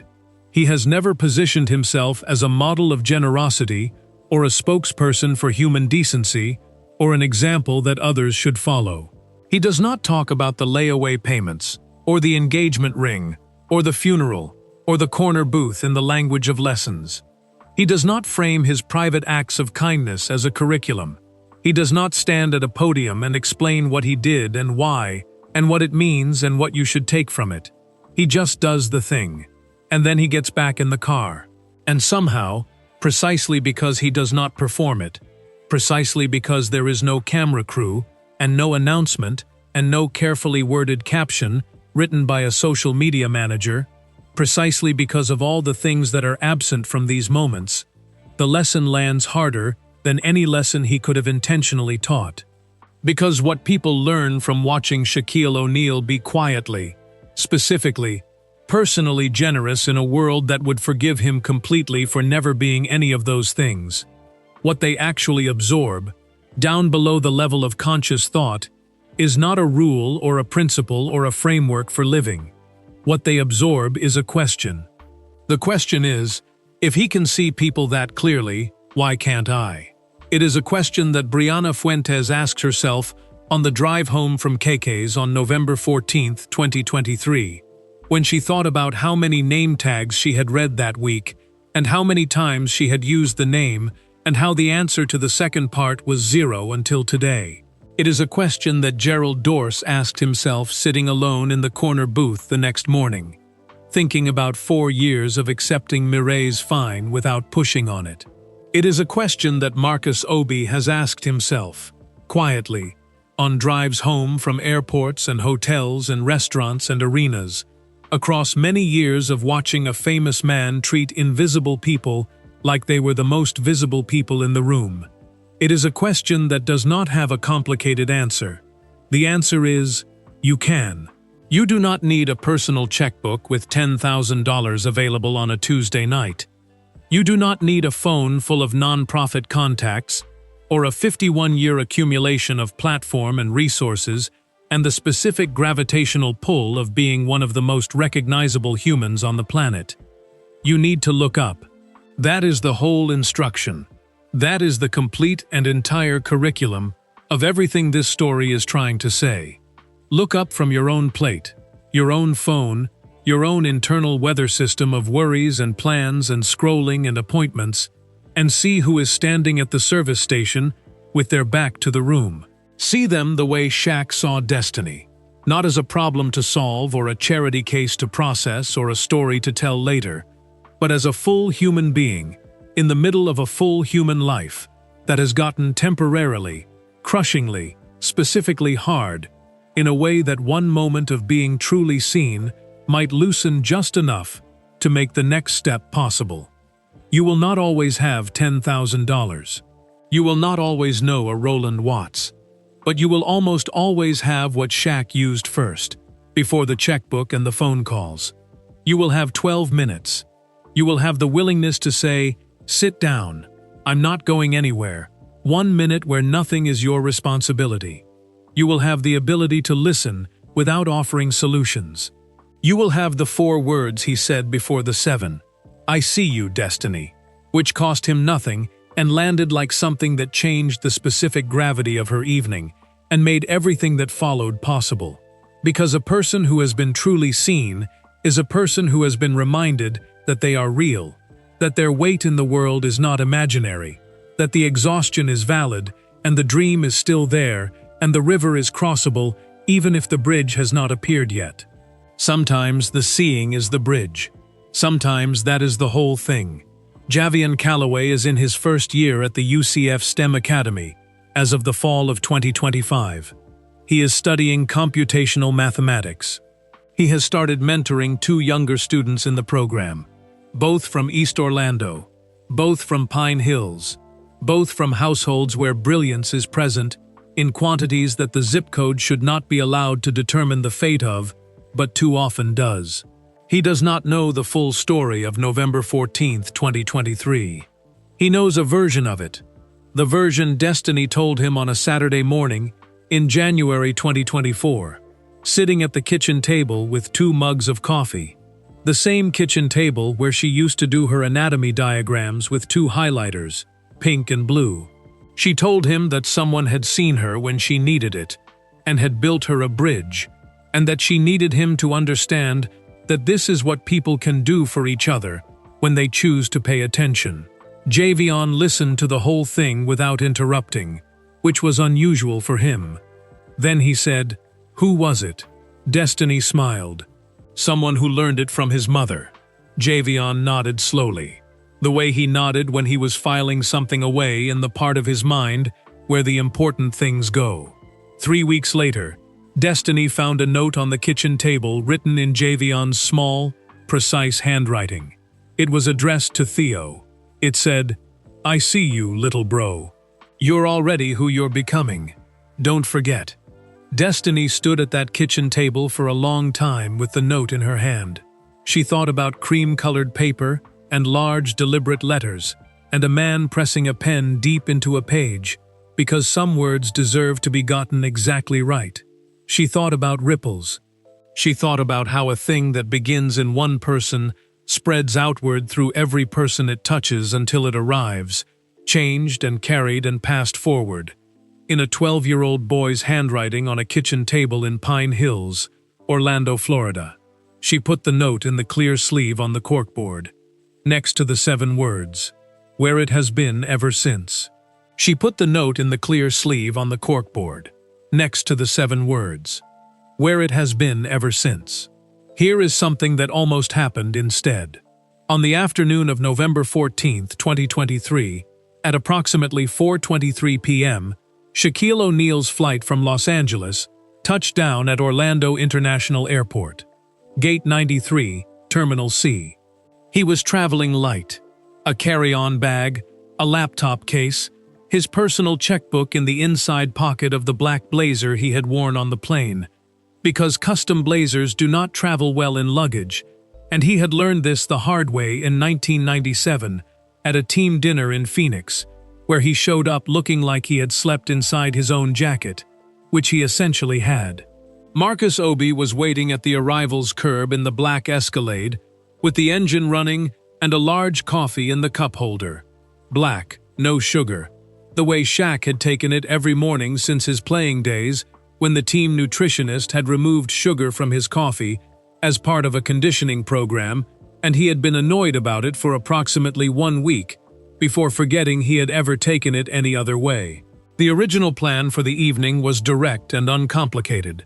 Airport to the Grand Bohemian Hotel, check-in, room service, review the briefing documents for the morning meeting with Authentic Brands Group, sleep by 10, up by 7, meeting at 9. That was the plan. Marcus had the route pulled up on the navigation system. Estimated drive time from Orlando International to the Grand Bohemian on West Livingston Street was 22 minutes, with current traffic. They were on schedule. Everything was proceeding in the orderly, efficiently managed way that Shaq's travel days proceeded, when nothing unusual intervened. Then they passed the Amway Center. It was just a building. A large, modern arena on West Church Street that Shaq had driven past dozens of times in dozens of different lives. As a young player, as a veteran, as a retired legend, as a television personality, as a businessman, as a man in his 50s who has long since made his peace with the distance between who he was at 20 and who he is now. He had seen this building, or its predecessor, from car windows and airplane windows and hotel room windows so many times that it should have registered as nothing more than familiar geometry against a Florida sky. But that evening, the light was specific. That is the only way to describe it.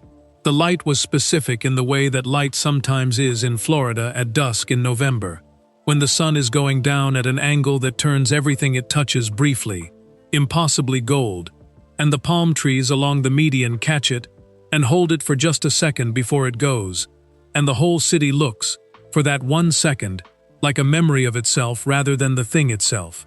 Shaq looked out the window, and the 20-year-old came back. Not as a clear image or a specific scene, but as a feeling.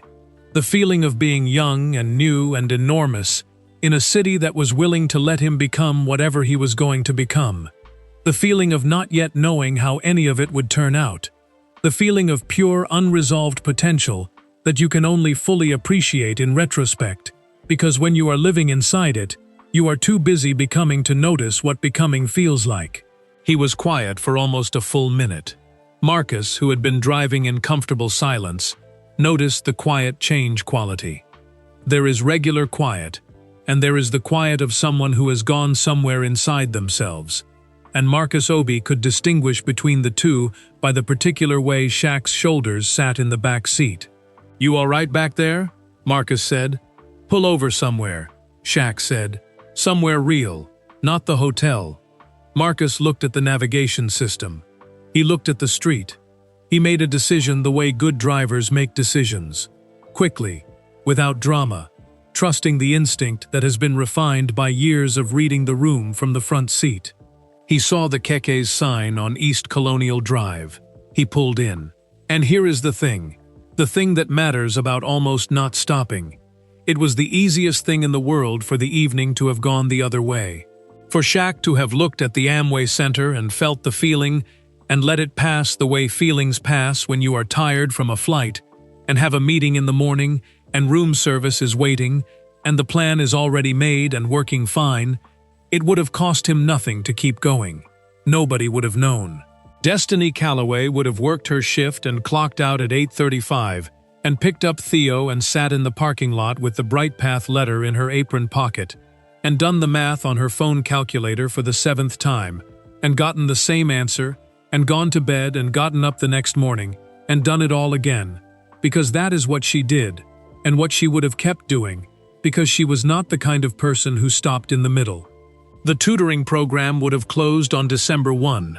The nursing program would have stayed in the phone folder. Javion's note would never have been written. Mireille Dorse would still be at the print shop. 12-second launch scholarship slots would not exist yet. Paulette Okafor's Thursday would have ended differently. All of it. The entire branching, traveling, outward-spreading ripple of one Tuesday evening, balanced on the single, unremarkable, almost did-not-happen moment of a tired man in the back of an Escalade looking out a window at a familiar building in a specific light and saying 2 words to his driver. Pull over. That is what this chapter is about. Not the grand gesture, not the checkbook or the 7 words or the phone calls or any of the things that make a story worth telling. Those things matter, but they are downstream of the real decision. The quiet, private, almost invisible decision to not keep going when keeping going would have been completely fine. The decision to be available, to leave a gap in the plan where something unplanned could enter, to say pull over when your instinct tells you that right now, tonight, this is the direction that matters. Shaq did not know what was waiting for him in that restaurant. He did not know about Destiny or Javion or the Bright Path letter or any of it. He just knew that the light on the Amway Center had made him feel something, and that feeling was pointing somewhere. And he had learned, from 51 years and one very specific woman who raised him, to follow that particular kind of pointing. Lucille had always called it being available to the moment. She said God could not put anything in a closed hand. Shaq opened his hand. He pulled over, and the rest, as they say, is the story you have just read.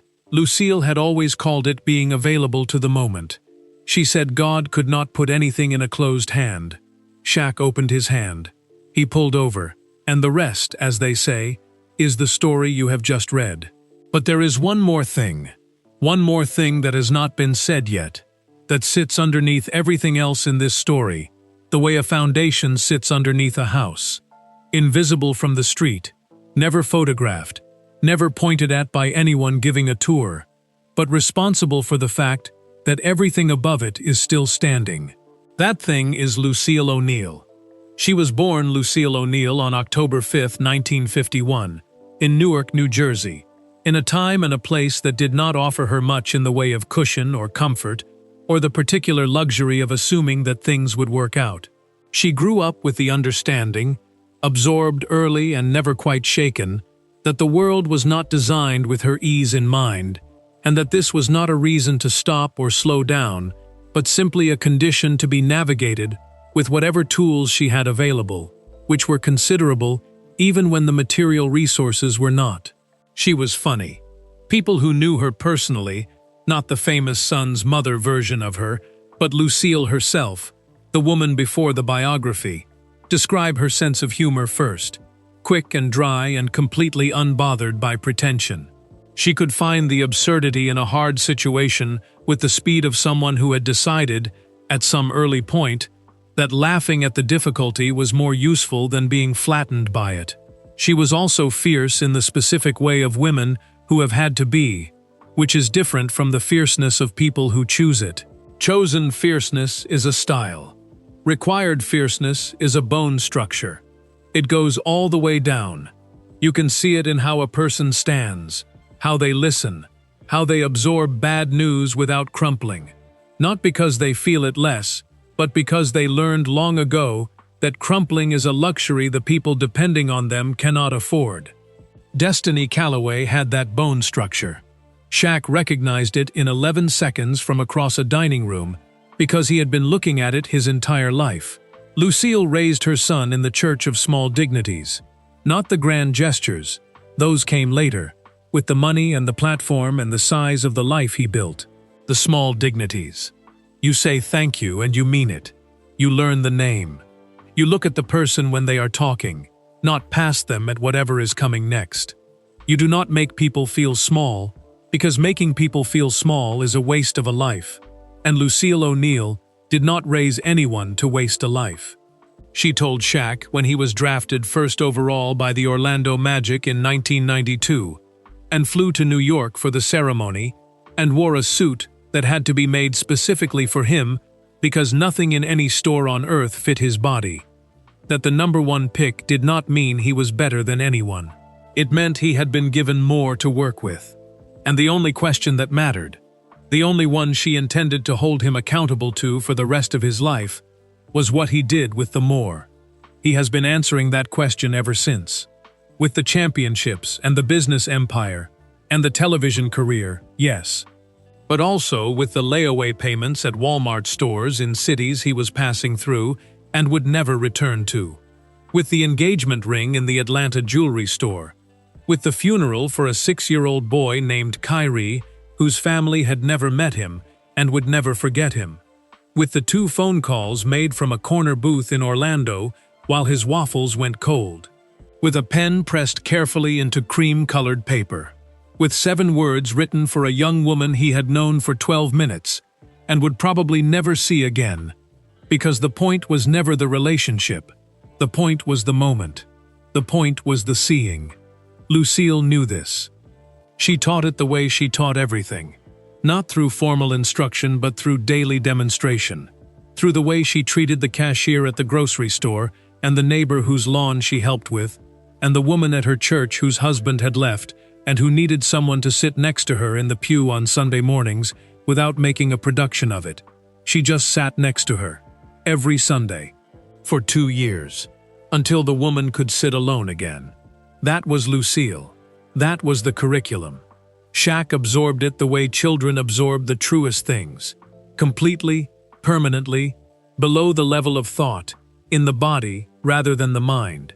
So that decades later, when he is sitting in a restaurant in Orlando and something across the room catches his attention, the response is not a decision exactly. It is more like a reflex. A trained, practiced, deeply held reflex that asks, what does this person need? And do I have it? And if I have it, why am I still sitting here? On February 17, 2024, at 72 years old, Lucille O'Neal passed away in Florida, surrounded by family. Shaq sat with her in her final days and held her hand, which was small in his the way his hand was small in the world, dwarfed by the larger thing holding it, but held completely, held without gaps, held the way you hold something irreplaceable that you know you are about to have to let go. He has said publicly that she was his everything. He has said that losing her was the hardest thing his life has asked of him so far. He has said, in the quietest version of this that he has shared, that in her final days she was not worried about him. She told him she knew exactly who he was. She told him she had always known. She said, "You see people, baby. You always have. Don't stop." He has not stopped. He will not stop. Because stopping would mean closing his hand. And Lucille O'Neal did not raise anyone to close their hand. Not when there is someone across the room. Not when the light is specific. Not when a bell above a door is about to chime. And a young woman in a green apron is about to need a bridge. Not when there is someone across the room. Not when the light is specific. Not when a bell above a door is about to chime. And a young woman in a green apron is about to need a bridge. Most bridges take years to build. Engineers survey the land first. They study the river, its width, its depth, its current, the way it behaves in different seasons and different weather. They draw plans and revise the revisions. They consult with other engineers. They submit proposals to committees. They wait for funding approvals and environmental assessments and public comment periods, and the slow, grinding machinery of institutional decision-making that exists for good reasons but moves at a speed that is deeply unhelpful if you happen to need to cross the river today. Shaq built Destiny's Bridge in approximately 47 minutes. 12 minutes of conversation, 2 phone calls, 1 check, 7 words.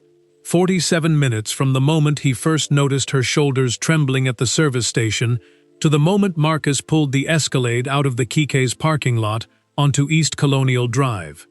This is not a story about resources, though resources mattered. The check mattered. The Roland Watts connection mattered. The $10,000 mattered in the concrete, immediate, mathematically undeniable way that $10,000 matters to someone with $214 in their savings account. But resources alone do not build the kind of bridge that Destiny Calloway crossed. Money without being seen is just money. It is useful and necessary, and she would not have refused it, but it would have landed differently. As charity, as transaction, as the uncomfortable weight of owing something to someone who had assessed her situation and found it lacking, and decided to intervene. It would have helped her bank account without touching the place in her that had gone quiet over 16 months of carrying everything alone. The place that had started, in the small hours of difficult nights, to wonder whether the nursing program was ever real or just something a younger, less exhausted version of herself had been naive enough to believe in. The 7 words reached that place. The check reached her bank account. Both were necessary, but they worked in a specific order, and the order was not accidental. He wrote the words first. He signed the check second. He put the words on top when he assembled them in the folder, so that the words were what she found first, what she read first, what landed first, before the check changed the arithmetic of her life. Because he understood something that very few people who have the means to help other people fully understand. The understanding is this: the most important thing a struggling person needs is not to be fixed. It is to be believed in. Being fixed is passive. It happens to you. Someone with more resources than you assesses your situation, determines what is needed, provides it, and the transaction is complete. You are grateful. You are perhaps even genuinely helped. But you are also reminded, in a way that can be demoralizing if it lands wrong, that you were broken enough to require fixing. That your own resources, your intelligence, your resilience, your capacity, your vision board, were insufficient. That the bridge had to come from outside because you could not build it yourself. Being believed in is entirely different. Being believed in says, the bridge is not replacing something that was missing in you. It is meeting something that was already there. You had the direction. You had the destination. You had the dream and the discipline and the specific, irreplaceable knowledge of exactly what you were walking toward. You just needed the span. You are already who you're becoming. Not, you could be someone, someday, if the right things happen. Already. The person doing the becoming is the person standing right here, in the green apron, with the order pad, with the cold mathematics of an impossible month in her pocket, who just spent 12 minutes telling the truth to a stranger in a corner booth and is about to walk back out onto that floor and finish her shift because she is not the kind of person who stops in the middle.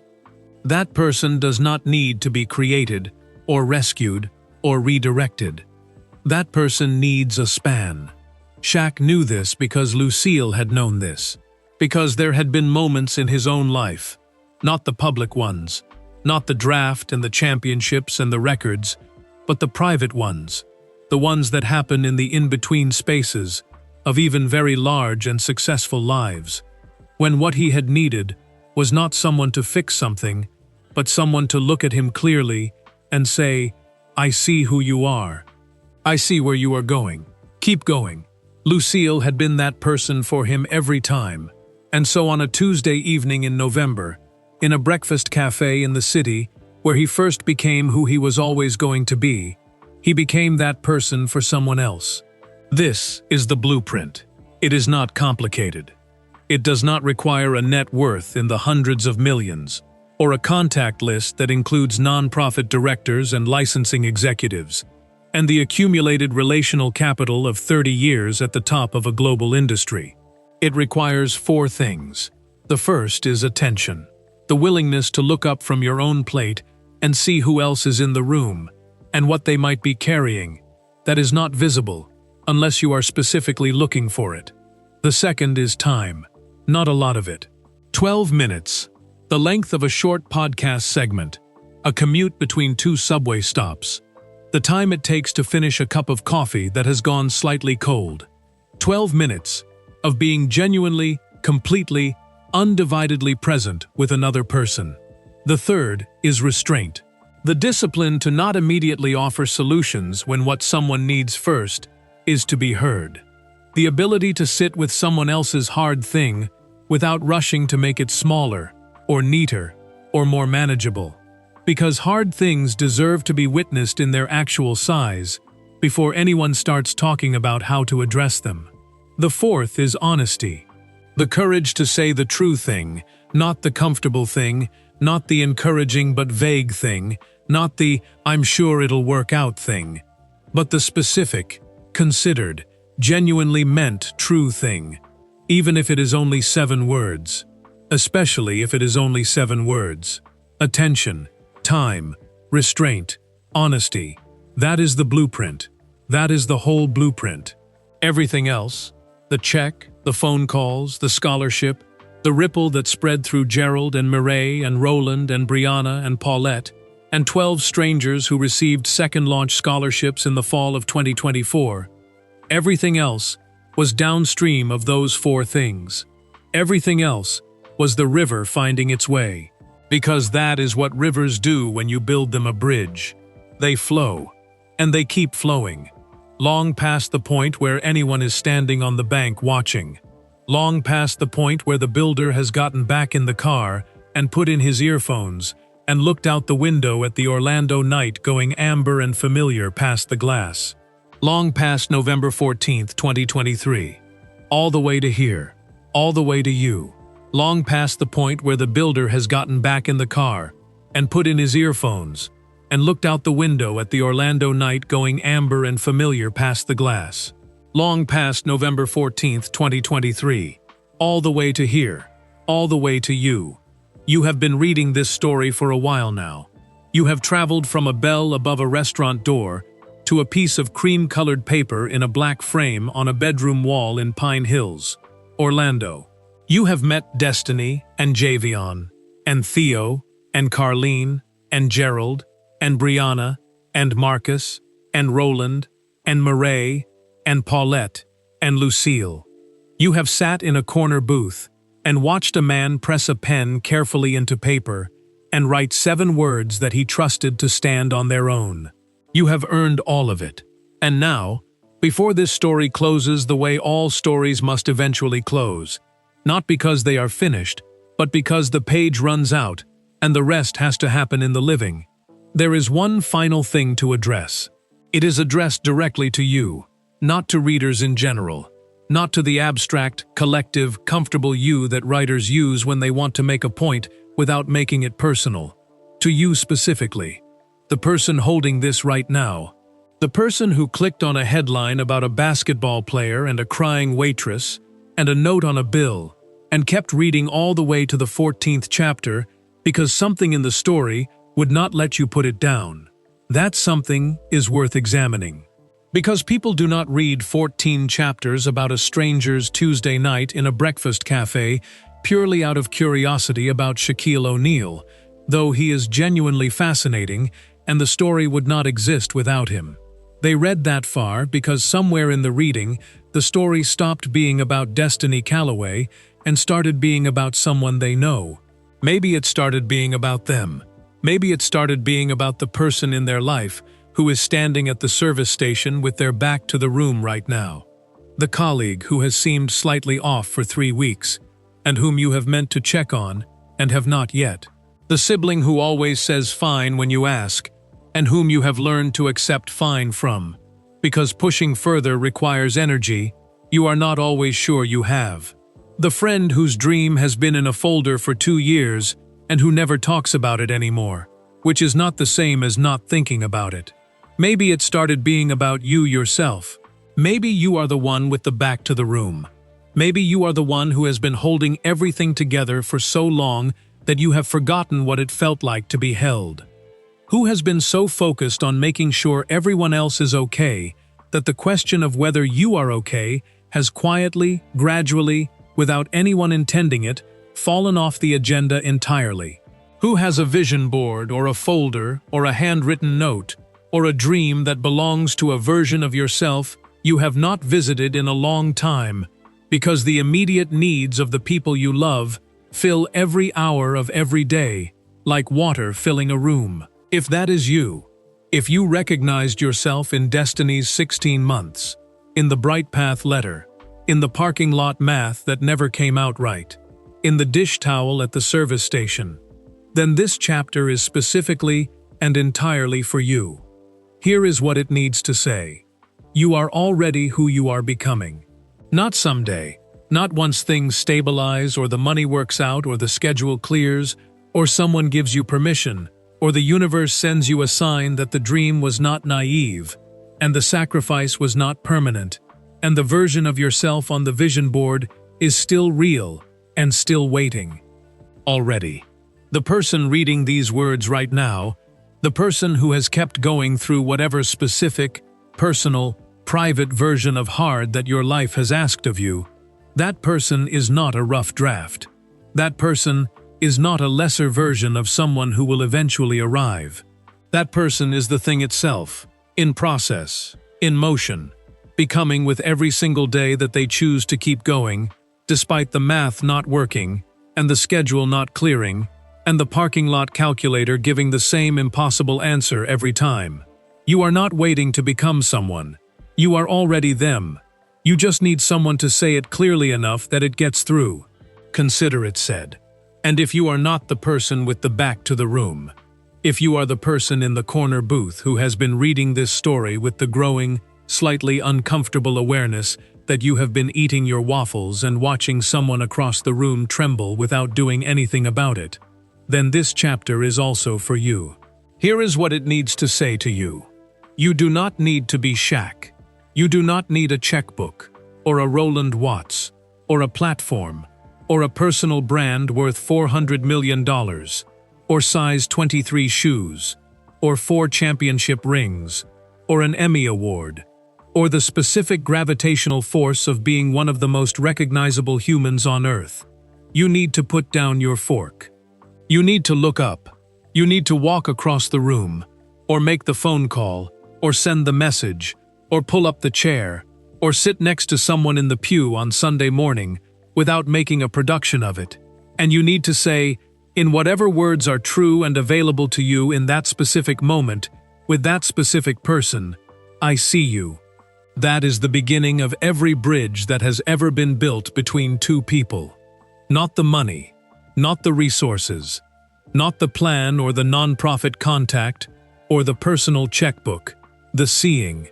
The willingness to look directly at someone who is trying very hard not to be looked at and let them know, without flinching, without looking away, without offering a solution before you have offered your presence, that they are visible, that their weight in the world is not imaginary, that someone noticed.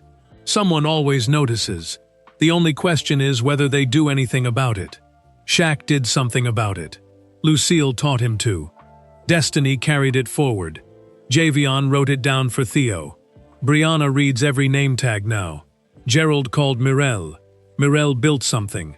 Roland opened 12 doors. Paulette is still here. And you? You are reading this sentence right now, in whatever room you are in whatever city, in whatever specific and personal and unrepeatable life you are living, and somewhere near you, maybe very near, maybe just across the room, someone is standing with their back to the world and their shoulders trembling in that small, controlled, almost invisible way. Look up, see them, say the true thing, build the bridge. You have everything you need. You always did. Look up, see them, say the true thing, build the bridge. You have everything you need. You always did. There is a woman in Memphis, Tennessee, named Sojourner Tate, who has worked the breakfast shift at a diner on Union Avenue for 11 years. She is 43 years old. She has a daughter named Precious who is 17 and wants to study architecture. Precious draws buildings in the margins of her school notebooks, not doodles, actual buildings, with measurements and structural notes and a precision that her art teacher has described, in a parent conference that Sojourner replayed in her head for 3 days afterward, as genuinely uncommon. Nobody famous has walked into Sojourner's diner and noticed her shoulders. Nobody has left a folded piece of notepad paper under a bill. The math at her kitchen table comes out wrong the same way Destiny's math came out wrong. And there is no Marcus Obi to call back, and the Roland Watts of her city has not yet been connected to the Sojourner Tate of her city by anyone with the resources and the instinct and the cream-colored notepad paper to make that introduction. Sojourner is real. She is not a specific real person. Her name is constructed for this page. Her daughter's name is constructed. Her diner on Union Avenue is constructed. But she is real in every way that matters, because she is the composite of 1,000 actual women in 1,000 actual cities, who are carrying the same weight in the same quiet way, and who have not yet had their Tuesday. She is why this chapter exists, because the story of Destiny Calloway is extraordinary, and it should be told, and it has been told across these 14 chapters with all the care and honesty and specificity that it deserves. But the risk of a story this extraordinary is that it accidentally implies that the only bridges worth building are the ones that get built by famous people on the evenings that become stories. That is not true. It is so far from true that it needs its own chapter. The bridges that hold the world up, the ones that bear the most daily weight, the ones that carry the most people across the widest rivers, the ones that were built not with a personal checkbook and a 2-minute phone call to a nonprofit director, but with nothing more than time and attention and the willingness to say the true thing. Those bridges are built every single day by people whose names will never appear in a headline. By the coworker who noticed that the new hire had been eating lunch alone for 3 weeks and pulled up a chair on a Wednesday and did not make it weird. By the neighbor who started leaving an extra portion of dinner outside the door of the elderly man on the 3rd floor, not because anyone asked, but because she had eyes, and she used them.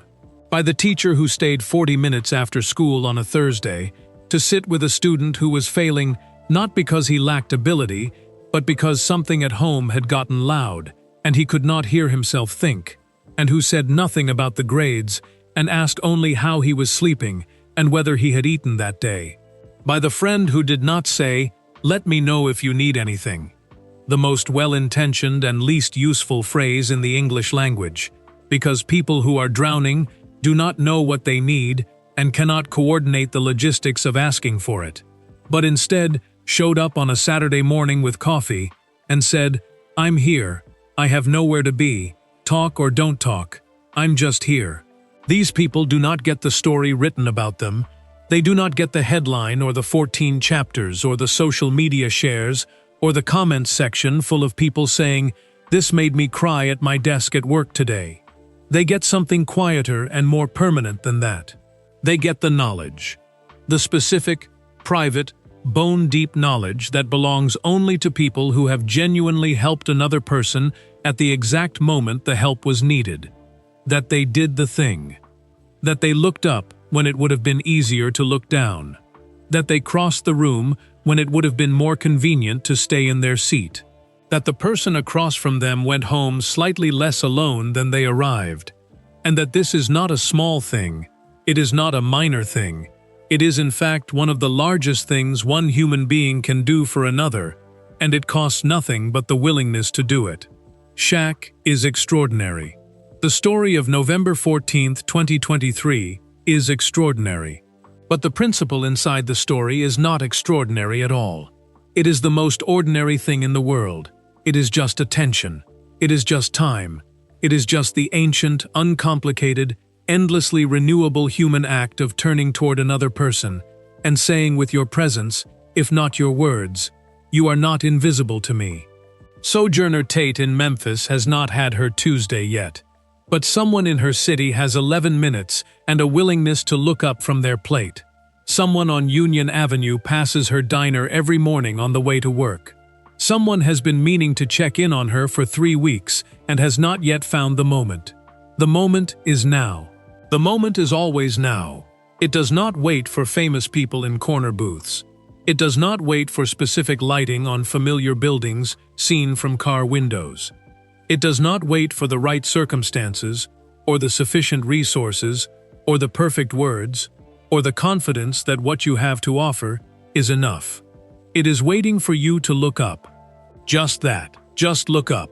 The Sojourner Tates of the world are standing at the service stations of every restaurant and office and school and neighborhood and family gathering and ordinary Tuesday evening in every city on earth.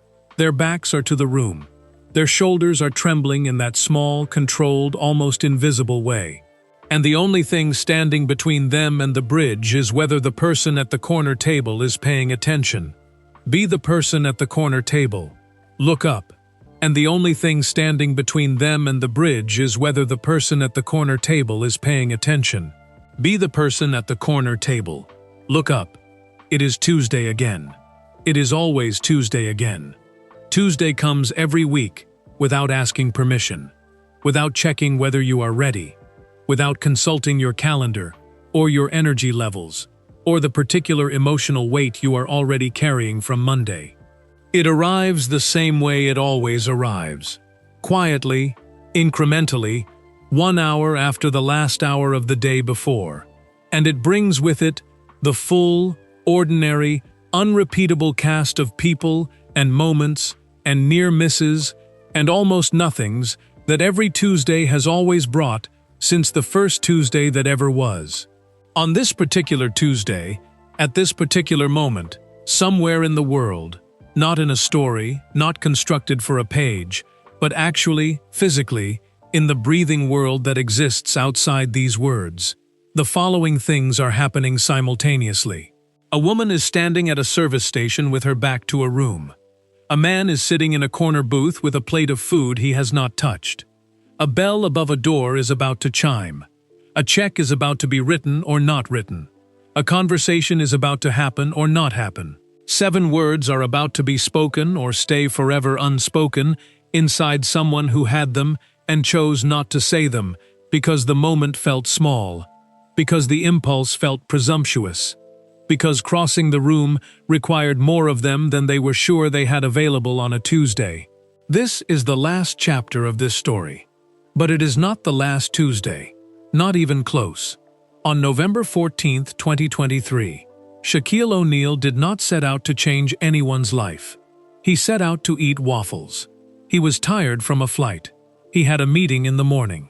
He had a hotel room waiting and room service available and a briefing document that needed reviewing, and every reasonable logistical justification for going directly from the airport to the Grand Bohemian on West Livingston Street, without stopping anywhere or talking to anyone or paying attention to anything except the plan that was already in place and working fine. He stopped anyway. He looked up. He crossed the room. He said the true thing, and then he got back in the car. That is the whole story. Everything else, the check, the scholarship, the 7 words, the ripple that spread through Gerald and Mireille and Roland and Brianna and Paulette, and 12 strangers and a 15-year-old boy's handwriting on a kitchen table in Pine Hills. Everything else was the consequence of 4 things that cost him nothing except the willingness to do them. Attention, time, restraint, honesty. He did not invent those 4 things. Lucille gave them to him the same way she gave him everything. Not as a formal lesson with a beginning and an end and a quiz at the conclusion, but as a daily demonstration, a lived example, a 51-year exhibition of what it looks like when a person decides that the people around them are worth seeing and acts accordingly every single day without requiring recognition or reciprocity or the knowledge that it will ever become a story someone tells. She never knew it would become a story someone told. She just kept sitting next to the woman in the pew every Sunday for 2 years because that was what the woman needed, and Lucille had eyes, and she used them. Destiny Calloway woke up this morning at 6:15. She is in her 2nd year of nursing school at Valencia College. Her alarm goes off at 6:15 every weekday because her first class starts at 8, and she needs 45 minutes to get Theo up and fed and onto the school bus before she can get herself ready and drive to campus in the Honda Civic that is running well and that she is realistic about, but not worried about, because the car emergency fund exists now, and exists specifically for the days when being realistic turns out to have been correct. She turned off the alarm. She sat up on the edge of the bed. She looked at the wall, at the black frame, at the cream-colored paper inside it, at the large, deliberate, slightly forward-leaning letters pressed deep into the page by a hand that was not built for ballpoint pens, but used one anyway because some words deserve to be made permanent. She read the 7 words. She read them the way she reads them every morning. Not quickly, not automatically. Not the glazed non-reading of someone running their eyes over something so familiar it has stopped registering. Slowly. With the full attention of someone who has decided that these 7 words are worth the 30 seconds it takes to mean them, rather than just see them. You are already who you're becoming. She sat with them for a moment. Then she stood up. She went to wake Theo.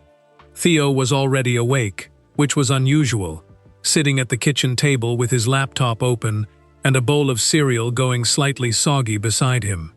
He was looking at something on the screen, with the specific focused expression he gets when a problem has caught him, the way good problems catch people who are built to solve them, completely, hungrily, with no awareness of anything else in the room.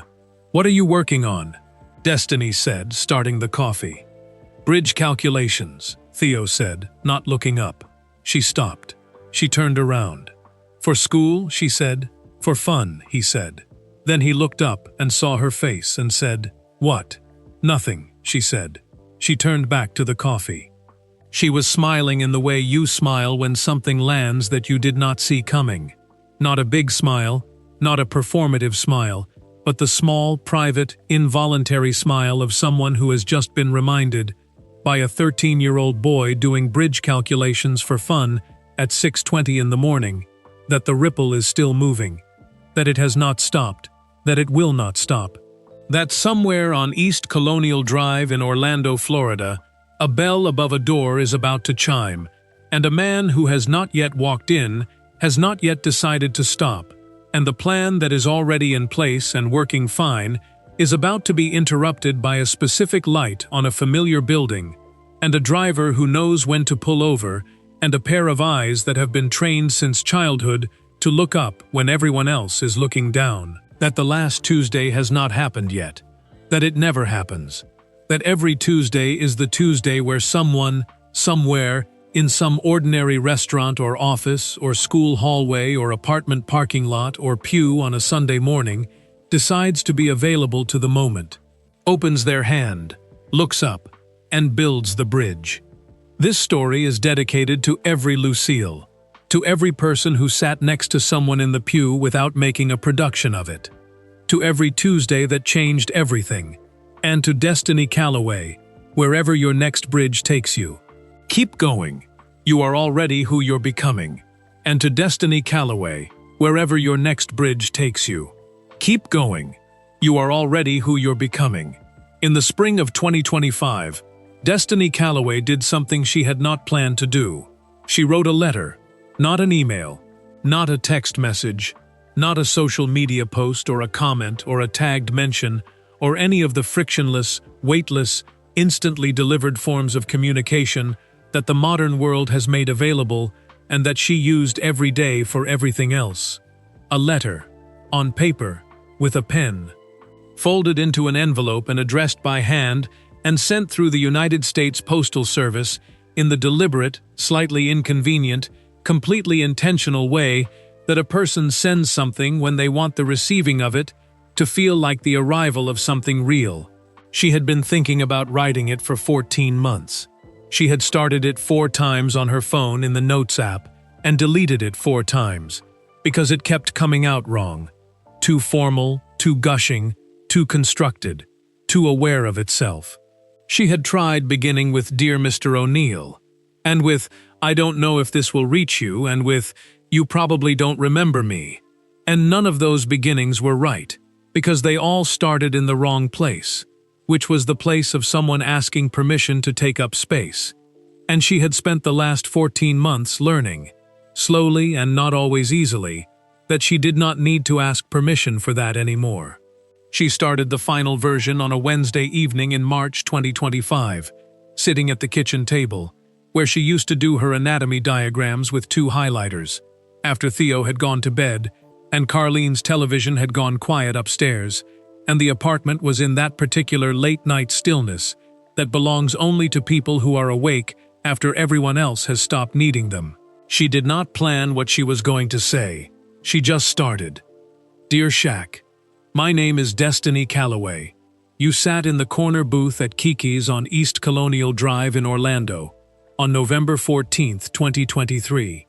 You ordered the Belgian waffles and 2 mugs of coffee with a rubber band. You asked the hostess my name. You asked me to sit down for 1 minute. You asked me who takes care of me, and I did not have a good answer, and you did not make me feel bad about that. You left something in the bill folder. I want you to know what it did. My brother Javion is at the UCF STEM Academy. He is studying computational mathematics. His application essay was about bus routes and about noticing the gaps in systems where people are being left behind. He got in. He is the kind of brilliant that needed tending, or it would have gone to waste, and it did not go to waste. My brother Theo does bridge calculations for fun at 6 in the morning. He does not fully know yet that this is a metaphor. He will understand it eventually, and when he does, I think it will mean something to him that I cannot entirely predict, but am looking forward to witnessing. My mother walks without her cane most days. She makes macaroni and cheese for a Bible study group on Wednesday evenings, and people request it specifically. I am in my second year of nursing school. I have a 3.8 GPA. I am going to specialize in stroke rehabilitation. I think you can probably understand why without me explaining it. I still work one shift a week at Kiki's. I do it because Gerald Dorse gave me flexibility when he did not have to, and because I have learned to look for the person standing at the service station with their back to the room, and twice I have found them, and both times I pulled up a chair. The note is framed on my bedroom wall. I read it every morning before I open my textbook. I have read it approximately 480 times as of the date of this letter. It has not gotten less true. I want to tell you something that I think you already know, but that I needed to say out loud to someone who would understand what I mean by it. The check was the bridge, but the words were the reason to cross it. Without the words, the check would have been charity. With the words, it was belief. And a person who has been believed in by someone who had absolutely no obligation to believe in them, who chose to believe in them on a Tuesday night after 12 minutes and a plate of cold waffles, that person carries the belief differently than they carry anything else. They carry it in the place where the doubt used to live. And the doubt does not come back the same way. It comes back sometimes, because doubt always comes back. But it finds the place occupied now, and it cannot stay as long as it used to. I heard about your mother in February 2024. I was sitting in the hallway outside the anatomy lab at Valencia when I read it on my phone. I sat there for 4 minutes and thought about what Marcus told me. That you said you always wished someone had given her a bridge when she needed one. I want you to know that she got one. It just traveled through you to get here. She built it. You carried it. I crossed it. That is not nothing. That is everything. I am going to be a nurse. I am going to sit with people on the hardest days of their lives, and I am going to look at them the way you looked at me. Directly, completely, without flinching. And I am going to say the true thing when the true thing is what they need. I learned that from you. You learned it from her. It goes on. Thank you for stopping. Thank you for pulling over. Thank you for the waffles story, which I have told exactly 3 people, and which gets better every time. And thank you for the 7 words. I am already who I am becoming. I know that now. Destiny Calloway, Orlando, Florida, March 2025. She folded the letter. She sealed the envelope. She addressed it to a public contact address for Shaquille O'Neal's management office in Los Angeles, California, that she found after 40 minutes of careful searching, because some things are worth the 40 minutes. She put a stamp on it. She walked to the mailbox on the corner of Curry Ford Road at 7:15 in the morning, before Theo was up, before the coffee was finished, in the early Florida light that was still low and golden and had not decided to be brutal yet. She opened the mailbox. She held the envelope for 1 moment. She let it go. She walked back to the apartment. She opened her textbook. She went to class. Whether the letter was received, whether it was read, whether it reached the hands it was written for, those are questions this story cannot answer with certainty, because some things happen in the private spaces between people and belong there, and the belonging there is part of what makes them sacred. What can be said is this. Somewhere in Los Angeles, California, in the offices of people who manage the correspondence of one of the most famous human beings on Earth, a letter arrived in the spring of 2025, written by hand, addressed by hand, sent through the United States Postal Service in the deliberate, slightly inconvenient, completely intentional way. From Orlando, Florida. From a woman named Destiny, somewhere in Los Angeles, California, in the offices of people who manage the correspondence of one of the most famous human beings on Earth. A letter arrived in the spring of 2025. Written by hand, addressed by hand, sent through the United States Postal Service in the deliberate, slightly inconvenient, completely intentional way. From Orlando, Florida. From a woman named Destiny.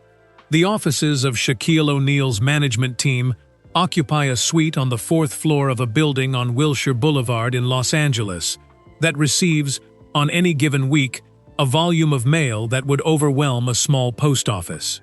There are fan letters and business proposals and speaking engagement requests and charity partnership inquiries and legal documents and press requests and product samples and handmade gifts from children who learned about Shaq in school and wanted him to know that they thought he was the greatest basketball player who ever lived, which he is not entirely willing to dispute. There is a woman named Clarissa Vong whose specific job, among other responsibilities, is to sort this mail. She has worked for the management office for 7 years. She is methodical and precise, and has developed over 7 years of reading other people's words addressed to someone else, a finely tuned instinct for the letters that are different from the others. Not better necessarily, not more deserving of attention, just different in a way that she has never been able to fully articulate, but that she recognizes immediately. The way you recognize a voice you have heard before in a crowd of voices you have not. The difference is handwriting, not the quality of it, not whether it is neat or large or careful or cramped, but the weight of it. The pressure of the pen on the page. The way certain letters are formed by someone who is writing something that matters to them at a cellular level. Something they have thought about for 14 months and started 4 times and deleted 4 times and finally sat down to finish on a Wednesday evening when the apartment was quiet and the doubt was temporarily not in the room. That kind of writing has a weight to it that Clarissa Vong can feel through the envelope without opening it. She felt it on the Tuesday morning in April 2025, when the letter from Orlando arrived in the week's stack. She set it aside in the smaller pile, the pile that gets read first. The pile that gets treated differently, not because anyone has instructed her to treat it differently, but because 7 years of this work have taught her that some envelopes contain paperwork, and some envelopes contain something that deserves to reach the person it was written for. She opened it carefully, the way you open something when you suspect it is fragile. She read it once. She read it again. She sat at her desk for a moment, with the letter in her hands, and the Los Angeles morning coming through the window behind her, and the sounds of Wilshire Boulevard, 4 floors below, doing what Wilshire Boulevard does on a Tuesday morning, which is move and noise and continue in every direction at once. Then she did something she did not do often. She walked down the hall. She knocked on the door of Perry Rogers, who had been Shaq's business manager and one of his closest advisors for over 2 decades, who had seen more of the private Shaquille O'Neal than almost anyone outside his family, and who had once described his job in an interview as being the person who makes sure the biggest man in the room remembers to look at the smallest corner of it. She handed him the letter without saying anything. Perry Rogers read it standing in his doorway.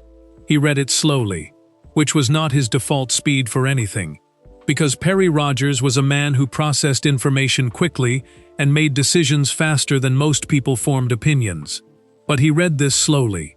When he finished, he looked at Clarissa over the top of the page. "When did this come in?" he said. "This morning," she said. He nodded. He looked at the letter again, at the handwriting, at the careful, deliberate, slightly formal sentences of someone who had written and deleted and started over until they found the version that was honest enough to send. He read the line about the bridge being built by Lucille and carried by Shaq and crossed by Destiny. He read it twice. He was quiet for a moment, in the way of someone who has just encountered something that has reached past the professional layer of them and touched something personal underneath. Perry Rogers had known Lucille O'Neal. Not as well as Shaq had known her, obviously.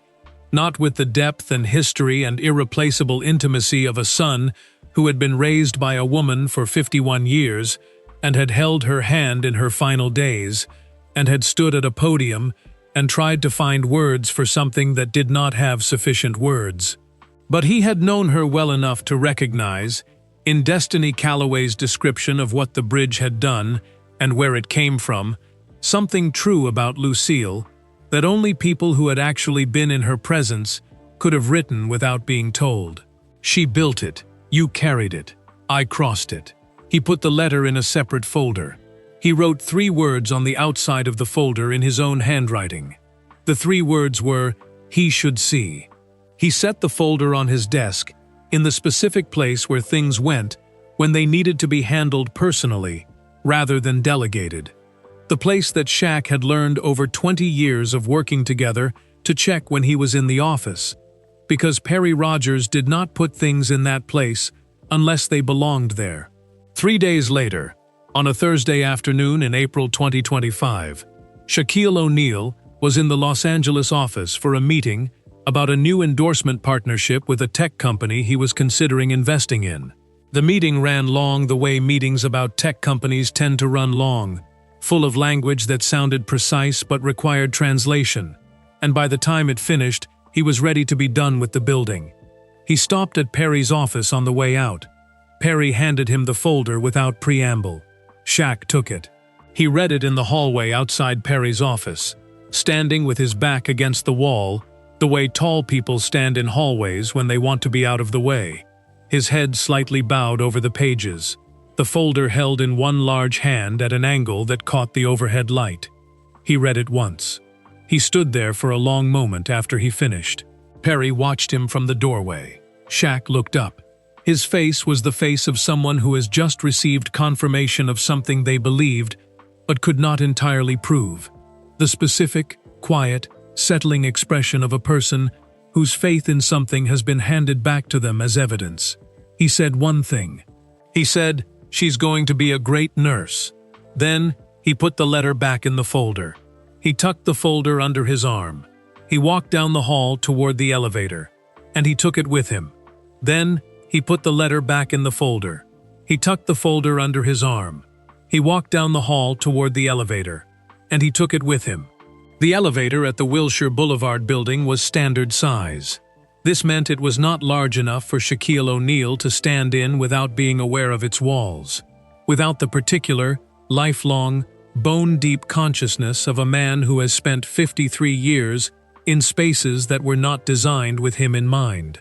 He stood with his shoulders slightly angled, the folder tucked under his left arm, watching the floor numbers descend on the small screen above the door, and he thought about a woman named Destiny Calloway, sitting at a kitchen table in Orlando on a Wednesday night, when the apartment was quiet, and writing something true by hand, and sending it through the mail because some things are worth the 40 minutes, and the stamp, and the deliberate inconvenience of doing something the slow way.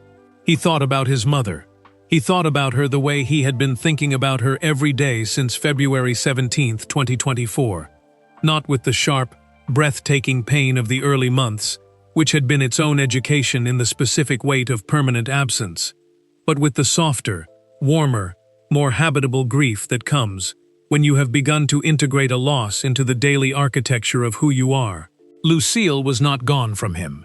She was restructured, present differently, embedded in the reflex rather than available for consultation, speaking now through the things he did rather than the things she said, living in the choices he made on Tuesday evenings in corner booths, in cities that had built him and that he carried with him everywhere he went. She built it. You carried it. I crossed it. The elevator reached the ground floor. The doors opened onto the lobby. He walked out into the Los Angeles afternoon. Warm, bright, the particular quality of April light in Southern California that is different from Florida light, in the same way that two kinds of gold are different from each other. Both valuable, both warm, but distinct in ways you can only appreciate if you have stood in both. And Marcus Obi was waiting at the curb with the Escalade running and a large coffee in the cup holder and the patient, settled presence of a man who has spent years being exactly where he is supposed to be at exactly the right time. Shaq got in. He set the folder on the seat beside him. Marcus pulled into traffic without asking about the meeting or the folder or the expression on Shaq's face that was different from the expression he had walked into the building with 3 hours earlier. He drove. He did what good drivers do, which is create the conditions for the person in the back seat to be wherever they need to be, without interference. They were on the 405, heading toward Shaq's home in the hills, when Shaq spoke. "Marcus," he said. "Yes, sir."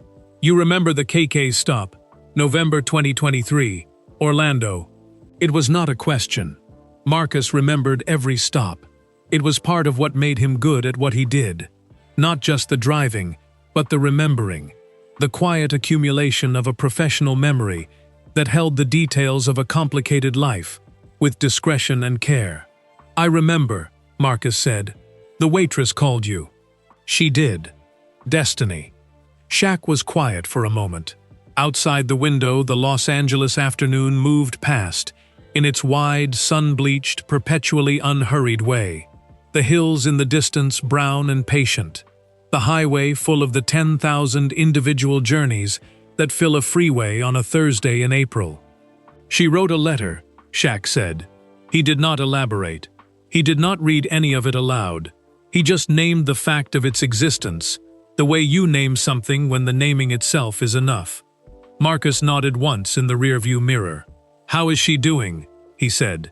She's going to be a nurse, Shaq said. Stroke rehabilitation. Marcus was quiet for a moment. That's a hard specialty, he said. Yes, it is, Shaq said. Another silence. The 405 moved around them. She's built for it, though, Marcus said. Yeah, Shaq said. She is. He looked out the window. He thought about the folder on the seat beside him, about the letter inside it, about the kitchen table where it was written, and the mailbox on Curry Ford Road where it was sent, and the 480 mornings that had preceded the writing of it, each one beginning the same way. Alarm at 6:15, sitting up on the edge of the bed, reading 7 words on a bedroom wall before doing anything else. He thought about what it meant that a person had read his words 480 times and they had not run out of truth. He thought about his mother saying that God could not put anything in a closed hand. He thought about a specific light on the Amway Center on a November evening, and a driver who pulled over without asking why, and a bell above a door, and a pair of shoulders trembling in the small, controlled, almost invisible way across a busy dining room. He thought about how close it had come to not happening, how easily the evening could have proceeded according to plan. Airport to hotel, briefing documents, room service, sleep by 10, and no one would have known anything had been missed, because you cannot miss what never happened. You cannot grieve the bridge that was never built. You cannot feel the absence of the conversation that was never started. You cannot read the letter that was never written. This is the terrifying arithmetic of looking away. Not the visible cost, but the invisible one. The cost that leaves no evidence. The Destiny Calloway, who stays stuck, who never crosses the river, who folds the nursing dream up smaller and smaller until it fits somewhere she does not have to look at it anymore, who is still doing the parking lot math on her phone calculator years from now and getting the same impossible answer. That destiny leaves no mark on anyone's story because her story was quietly, invisibly, without announcement or ceremony, simply not given the span it needed. That is the cost of not pulling over. Not the dramatic cost. The invisible one. The one that never gets counted because absence cannot be counted. Shaq picked up the folder. He held it in his lap for the rest of the drive. When they reached the house, he got out and carried it inside, and set it on the desk in his study, in the room where he kept the things that mattered to him privately. The photographs and the trophies that were not on display anywhere public, and the small, personal artifacts of a life that was larger on the outside than most people ever got to see on the inside. He set Destiny's letter on that desk. He left it there, where it has been ever since. He set Destiny's letter on that desk.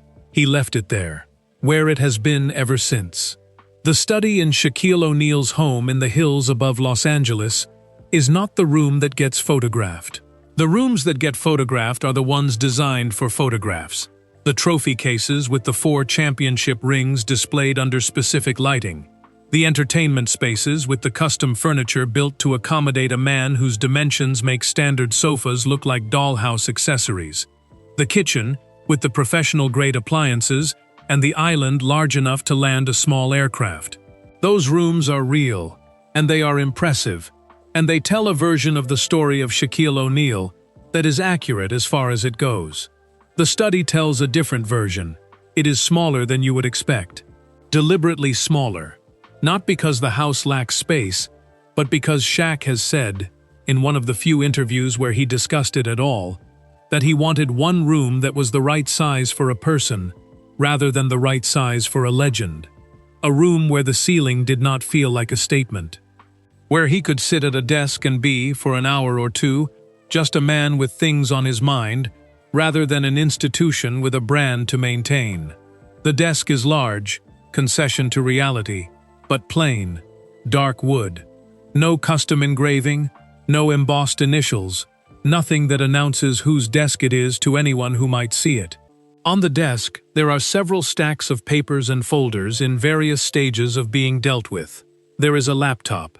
There is a framed photograph of Lucille O'Neal, taken sometime in the early 1990s, when Shaq was just beginning to become famous, and she was still young enough that the weight of what was coming had not yet fully settled onto her shoulders.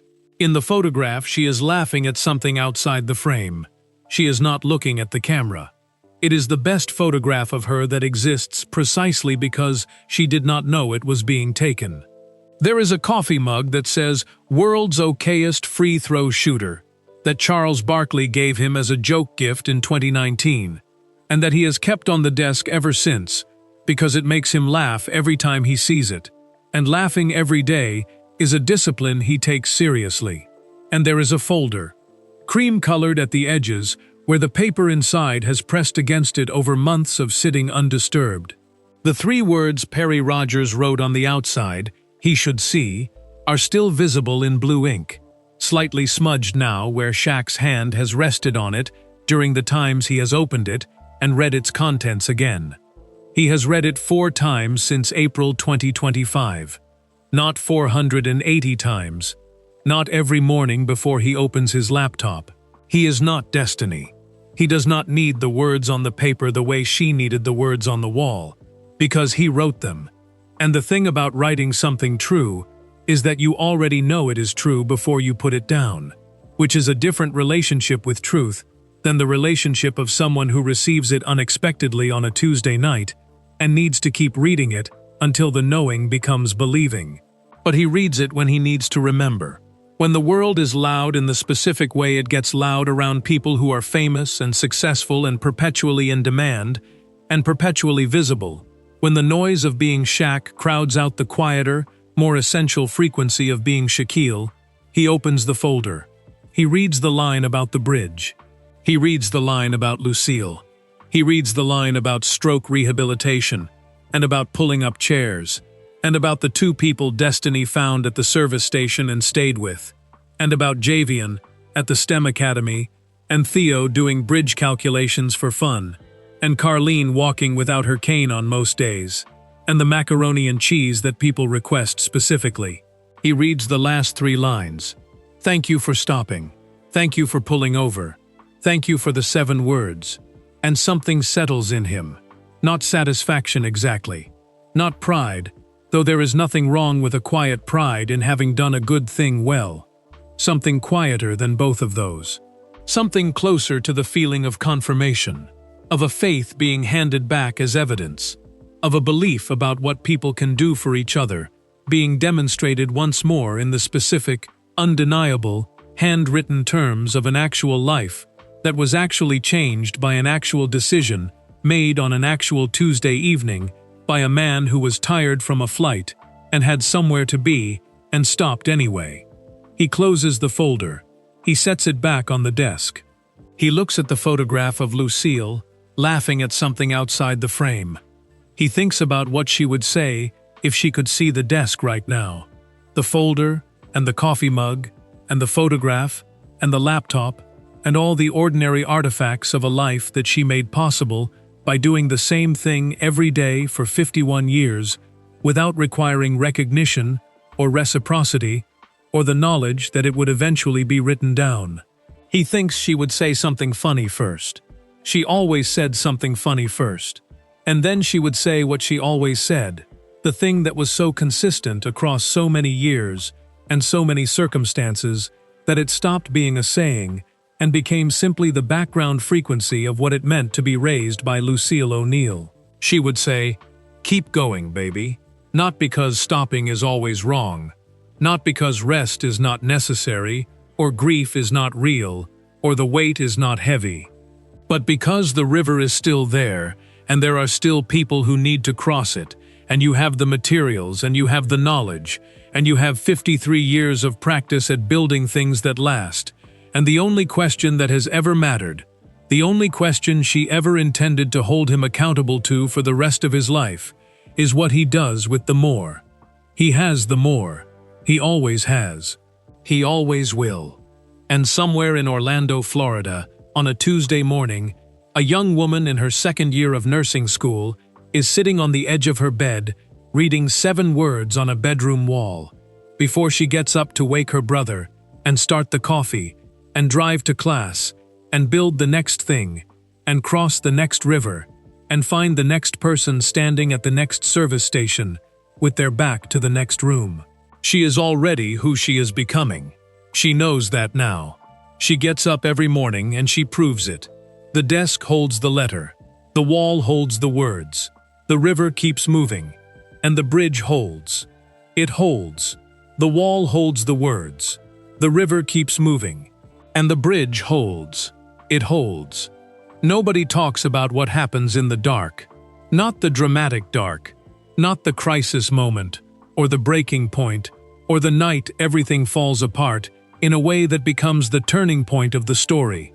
Those moments get talked about because they are large enough to have edges, defined enough to be described, dramatic enough to be remembered as the moment when everything changed.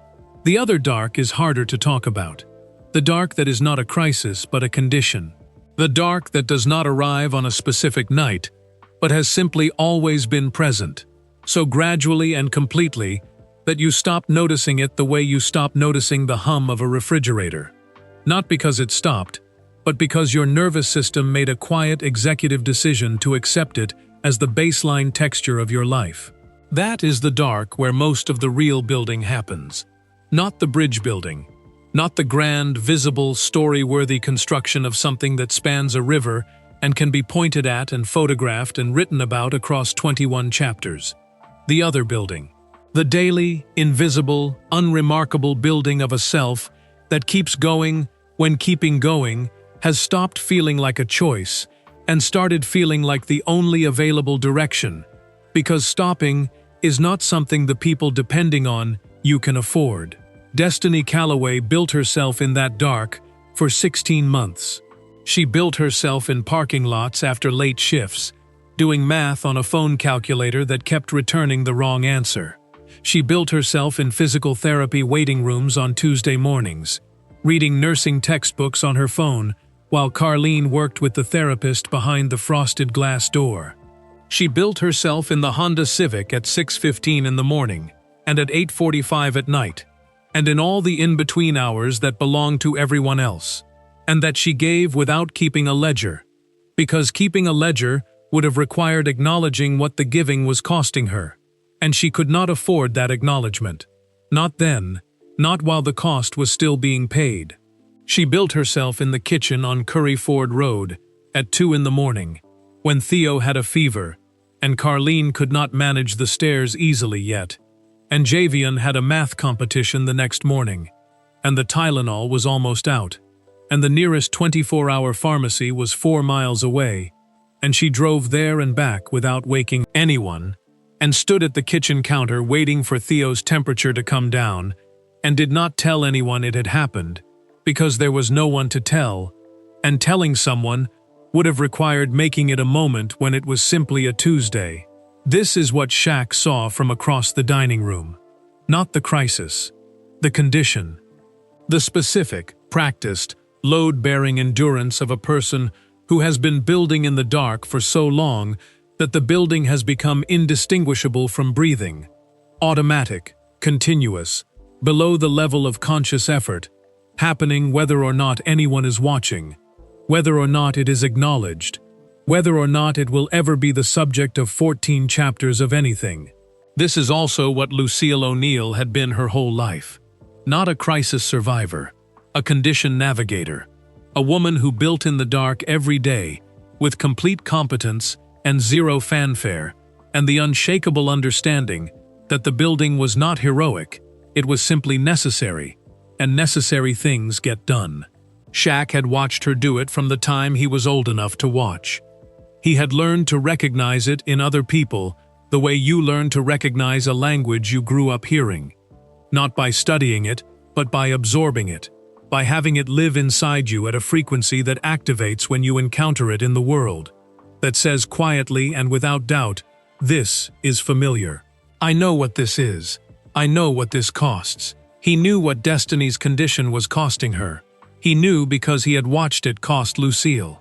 Every night shift, every moved apartment, every new city, every school that Shaq had to walk into as the new kid who was already enormous and therefore already a target, and therefore already required to develop, faster than most children should have to, a personality robust enough to absorb the attention and deflect the cruelty, and still show up the next morning.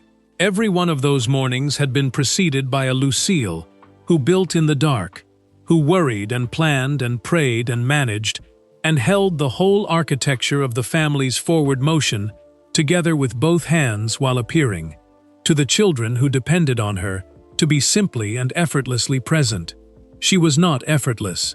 She was practiced. There is a difference that matters enormously and gets noticed almost never. Practiced means she had done it so many times that the effort had gone underground, had become invisible, the way Destiny's effort was invisible. Not because it was small, but because it had been integrated so completely into the daily structure of functioning that it no longer announced itself as effort at all. It announced itself instead as shoulders, as the particular set of a person's shoulders when they are carrying something that does not have a place to be set down. Shaq had been reading those shoulders his entire life. On his mother in Newark and Germany and San Antonio. On teammates in Orlando and Los Angeles and Miami, who were holding things they could not talk about, in locker rooms that did not always make space for holding things. On strangers in Walmart stores and jewelry stores and breakfast cafes in cities where he had stopped not because he planned to, but because something in the room activated the frequency, and the frequency said, "This is familiar. Look, do something." He always did something, because Lucille had always done something. Because the thing about being built in the dark is that it makes you extraordinarily good at seeing in the dark. And what you see, what becomes visible to you that is invisible to people who have not built things in the dark themselves, is other builders, the ones working in the quiet, the ones whose shoulders carry what their faces have been trained not to show, the ones who are not in crisis but in condition, the ones who do not need to be rescued. They need to be seen, just that. Everything else follows from the seeing. Everything in this entire story followed from the seeing, and the seeing cost nothing. Not 1 cent, not one ring, not one record or endorsement or Emmy Award or platinum album or DJ set in Ibiza.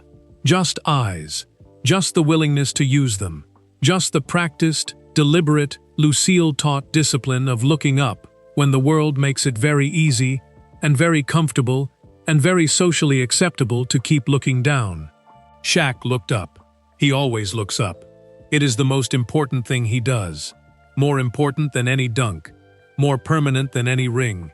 More lasting than any record that will eventually be broken by someone taller or faster, or more specifically built for the sport. The rings will stay in the case. The records will fall. The seeing goes on. More lasting than any record that will eventually be broken by someone taller or faster, or more specifically built for the sport. The rings will stay in the case. The records will fall. The seeing goes on. It is 6:15 in the morning, in Orlando, Florida. The alarm has just gone off. Not a dramatic alarm, not the sharp, insistent beeping of something trying to pull you out of a deep place against your will, but the soft, graduated sound that Destiny set 18 months ago when she started nursing school. The kind that begins quietly and builds slowly, giving you a few seconds to surface from wherever sleep took you before the day makes its full demand. She turns it off before it gets loud. She has always been a light sleeper. 16 months of being the person the household depends on calibrated her nervous system to wake at small sounds. Theo coughing in the next room. Carlene moving slowly down the hall toward the bathroom. The particular creak of the third stair that meant someone was up and needed something. Her body learned to stay close to the surface of sleep, the way a lifeguard stays close to the edge of the pool. Not fully in, not fully out. Available. She sits up. She sits on the edge of the bed in the early morning dark of the apartment on Curry Ford Road, and she lets her eyes adjust and she breathes for a moment. Just breathes. Just that. Just the simple animal act of taking in air and releasing it that costs nothing and restores something. And then she looks at the wall. The black frame, the cream-colored paper, the 7 words in the large, deliberate, forward-leaning handwriting of a man whose hands were not built for ballpoint pens. She reads them. You are already who you're becoming. She has read them 542 times as of this morning. She knows this because she started counting at 480, the number she mentioned in the letter to Shaq, and has kept a small tally in the back of her nursing school planner since then. Not obsessively, not with the rigidity of someone tracking a metric, but with the quiet intentionality of someone who has decided that this particular thing deserves to be counted, because counted things are acknowledged things, and acknowledged things have a different weight than things that pass unremarked. 542 mornings of the same 7 words. 542 mornings of sitting on the edge of the bed in the early dark and letting the words do what they have always done, not solve anything, not erase anything, not make the hard things less hard, or the tired less tired, or the math of a difficult life suddenly work out in her favor. But remind her of the one thing, that the hard things and the tired and the impossible math have no power to change. That she is already the person she is trying to become. That the becoming is not ahead of her. It is her. It has always been her. She stands up. She moves through the apartment in the particular quiet of a person who has learned to exist in shared spaces without disturbing them.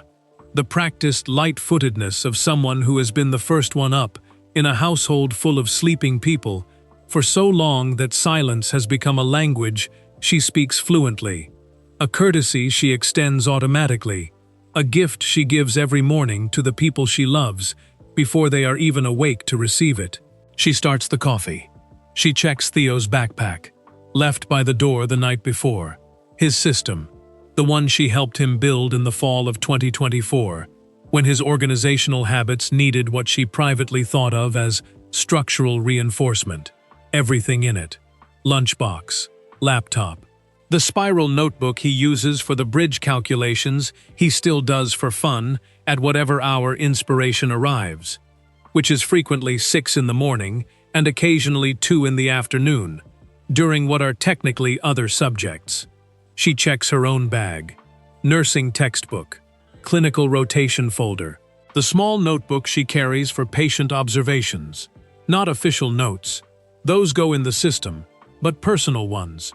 The ones she writes for herself, about what she notices and what she wants to remember, and what questions she wants to ask her supervising nurse on the next shift. The coffee finishes. She pours 2 mugs. One for her, one she leaves on the counter for Carlene, who will wake up 40 minutes from now and shuffle to the kitchen in her slippers and find it there and add her specific amount of sugar and sit at the kitchen table with the early morning news on low and never once wonder who made it, because some gifts become so consistent that they stop registering as gifts and start registering as the baseline texture of love, which is its own kind of permanence. She drinks her coffee standing at the kitchen window. Outside, Curry Ford Road is waking up the way Orlando wakes up, gradually, without drama. The early light coming in low and golden off the east. The palm trees catching it the way Florida palms always catch early light, holding it briefly in their fronds before releasing it to the street below. A neighbor's car starts. A dog somewhere begins a conversation with the morning that the morning ignores, but the dog persists with anyway, because persistence is simply what that dog does. Destiny watches the street.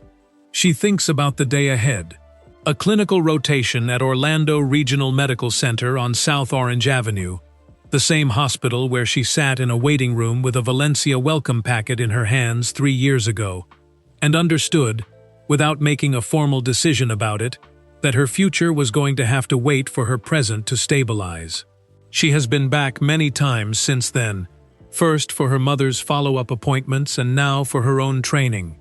And every time she walks through those doors, she feels the particular, layered sensation of a place that holds two different versions of you simultaneously.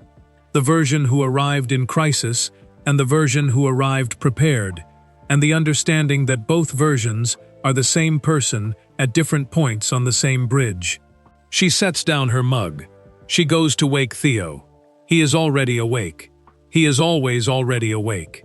He is at his desk, with his laptop open and his pencil moving across the spiral notebook and the specific focused expression that means a problem has caught him, the way good problems catch people built to solve them. Bridge calculations? Destiny says from the doorway. Suspension ratios, he says without looking up. Did you know the cables on the Golden Gate Bridge contain 80,000 miles of wire? 80,000. That is enough to circle the Earth 3 times. I did not know that, Destiny says. Most people don't, Theo says, still not looking up. She watches him for a moment. She thinks about a man in a corner booth pressing a pen carefully into cream-colored paper. She thinks about ripples.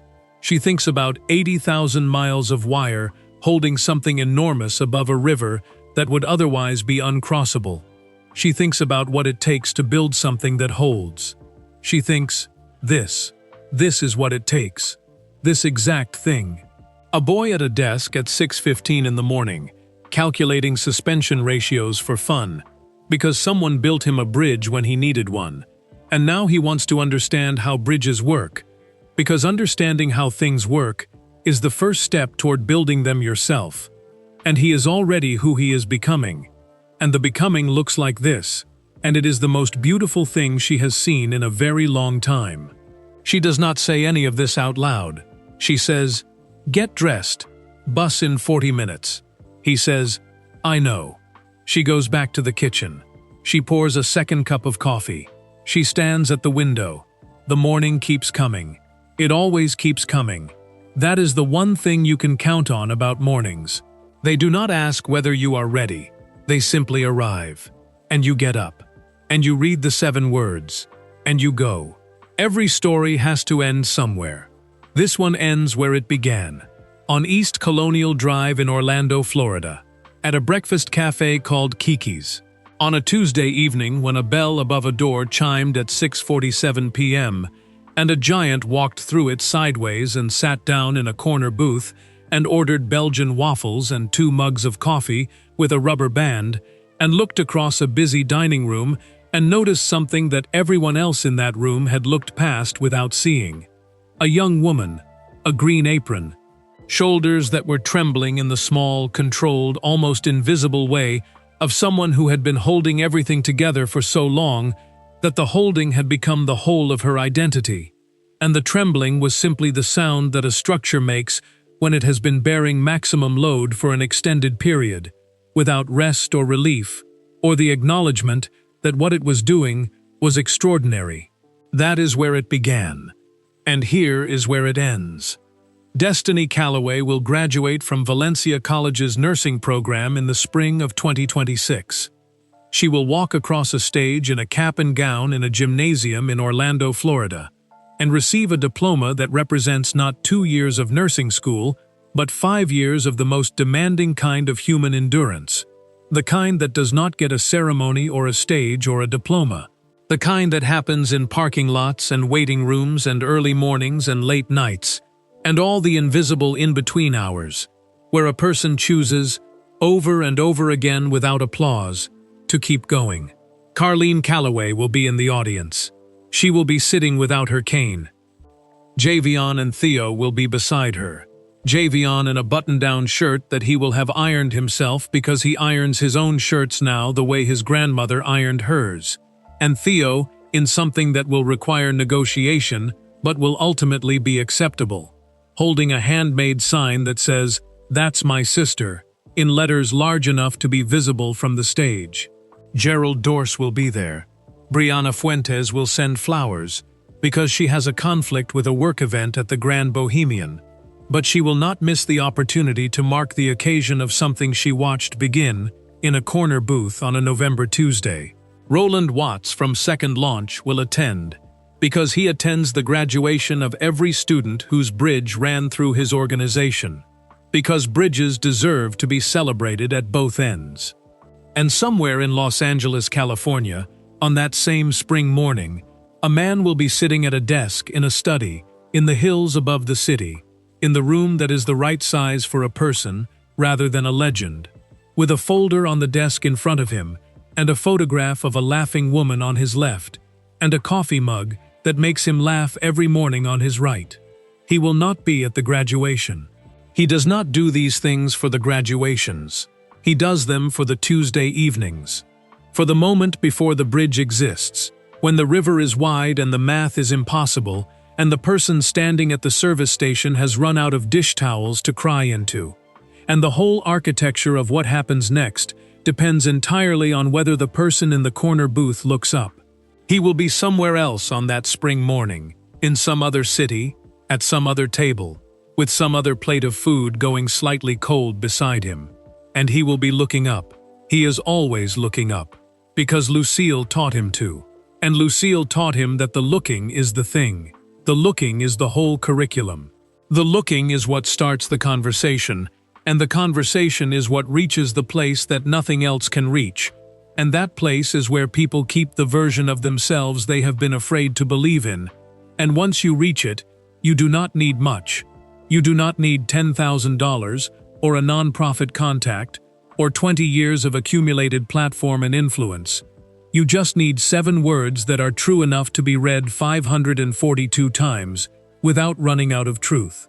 7 words that a man pressed carefully into cream-colored paper, with a hand too large for the pen he was using, because some words deserve to be made permanent, even when the tools available are imperfect. 7 words that a woman reads every morning on a bedroom wall, before she opens her textbook and starts the coffee, and wakes her brother, and drives to the hospital where she will one day sit with patients on the hardest days of their lives, and look at them directly and say the true thing, because that is what was done for her, and that is what she is built for, and that is what she has always been becoming. 7 words that a 14-year-old boy named Javion wrote on a kitchen table note for his 12-year-old brother Theo. 7 words that Theo carries with him into every room he enters, into every bridge calculation, into every suspension ratio, into every 80,000-mile wire that holds something enormous above a river that would otherwise be uncrossable. 7 words that Gerald Dorse has written on a sticky note and placed on the inside of his office door at Keki's, where only he can see it when he arrives each morning. 7 words that Brianna Fuentes says to herself when she reads a name tag and uses the name, which she does every single time now, without exception, because it costs nothing and lands like something significant. 7 words that live on a desk in Los Angeles, beside a photograph of a woman laughing at something outside the frame. 7 words that belong, now, to everyone who has read this story and recognized themselves somewhere inside it, in the corner booth or at the service station, or in the parking lot, or in the pew, or at the kitchen table, or in the hallway of a nursing school, or in the back of an Escalade on the 405, watching the hills go brown and patient past the window. 7 words that are true about you right now, today, in whatever room you are in whatever life you are living, in whatever specific and unrepeatable version of hard or beautiful or both simultaneously that your Tuesday has brought you. You are already who you are becoming. Keep going. The bridge holds all facts regarding Shaquille O'Neal, including his draft position, championship years, backboard incidents, career stops, business ventures, television career, and the passing of Lucille O'Neal on February 17, 2024, are accurate.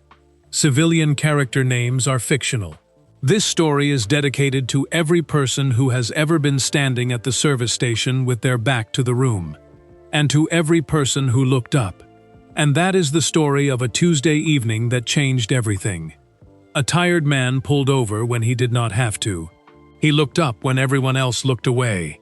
He pressed 7 words into a piece of cream-colored paper with a hand too big for the pen he was holding. And a young woman, who had been carrying too much alone for too long, finally had a bridge to cross. Destiny is going to be a nurse. Javion is calculating the future. Theo is building bridges for fun at 6 in the morning. And somewhere right now, on every Tuesday in every city in the world, someone is standing at a service station with their back to the room. We hope this story reminded you to look up. Now we want to hear from you. Where are you watching this from right now? Drop your city in the comments below. It could be Orlando. It could be Memphis.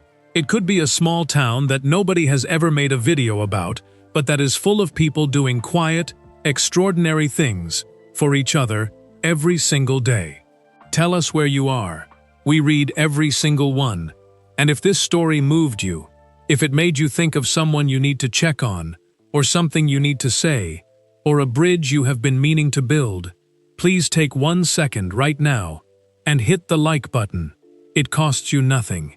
It lands like something significant every single time. Subscribe to this channel if you are not already part of this community. We tell stories about real human moments, the ones that do not always make the headlines, but that hold the world up quietly from underneath. If you believe that kindness is worth spreading, this is the place for you. Hit subscribe and bring someone with you. Share this video with one person who needs to hear it today.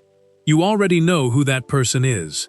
And do not go anywhere just yet, because the video appearing on your screen right now is another story just like this one. Another ordinary moment. Another person who looked up. Another bridge that nobody saw being built until it was already holding. Click it. We will see you there. And remember, you are already who you are becoming. Keep going.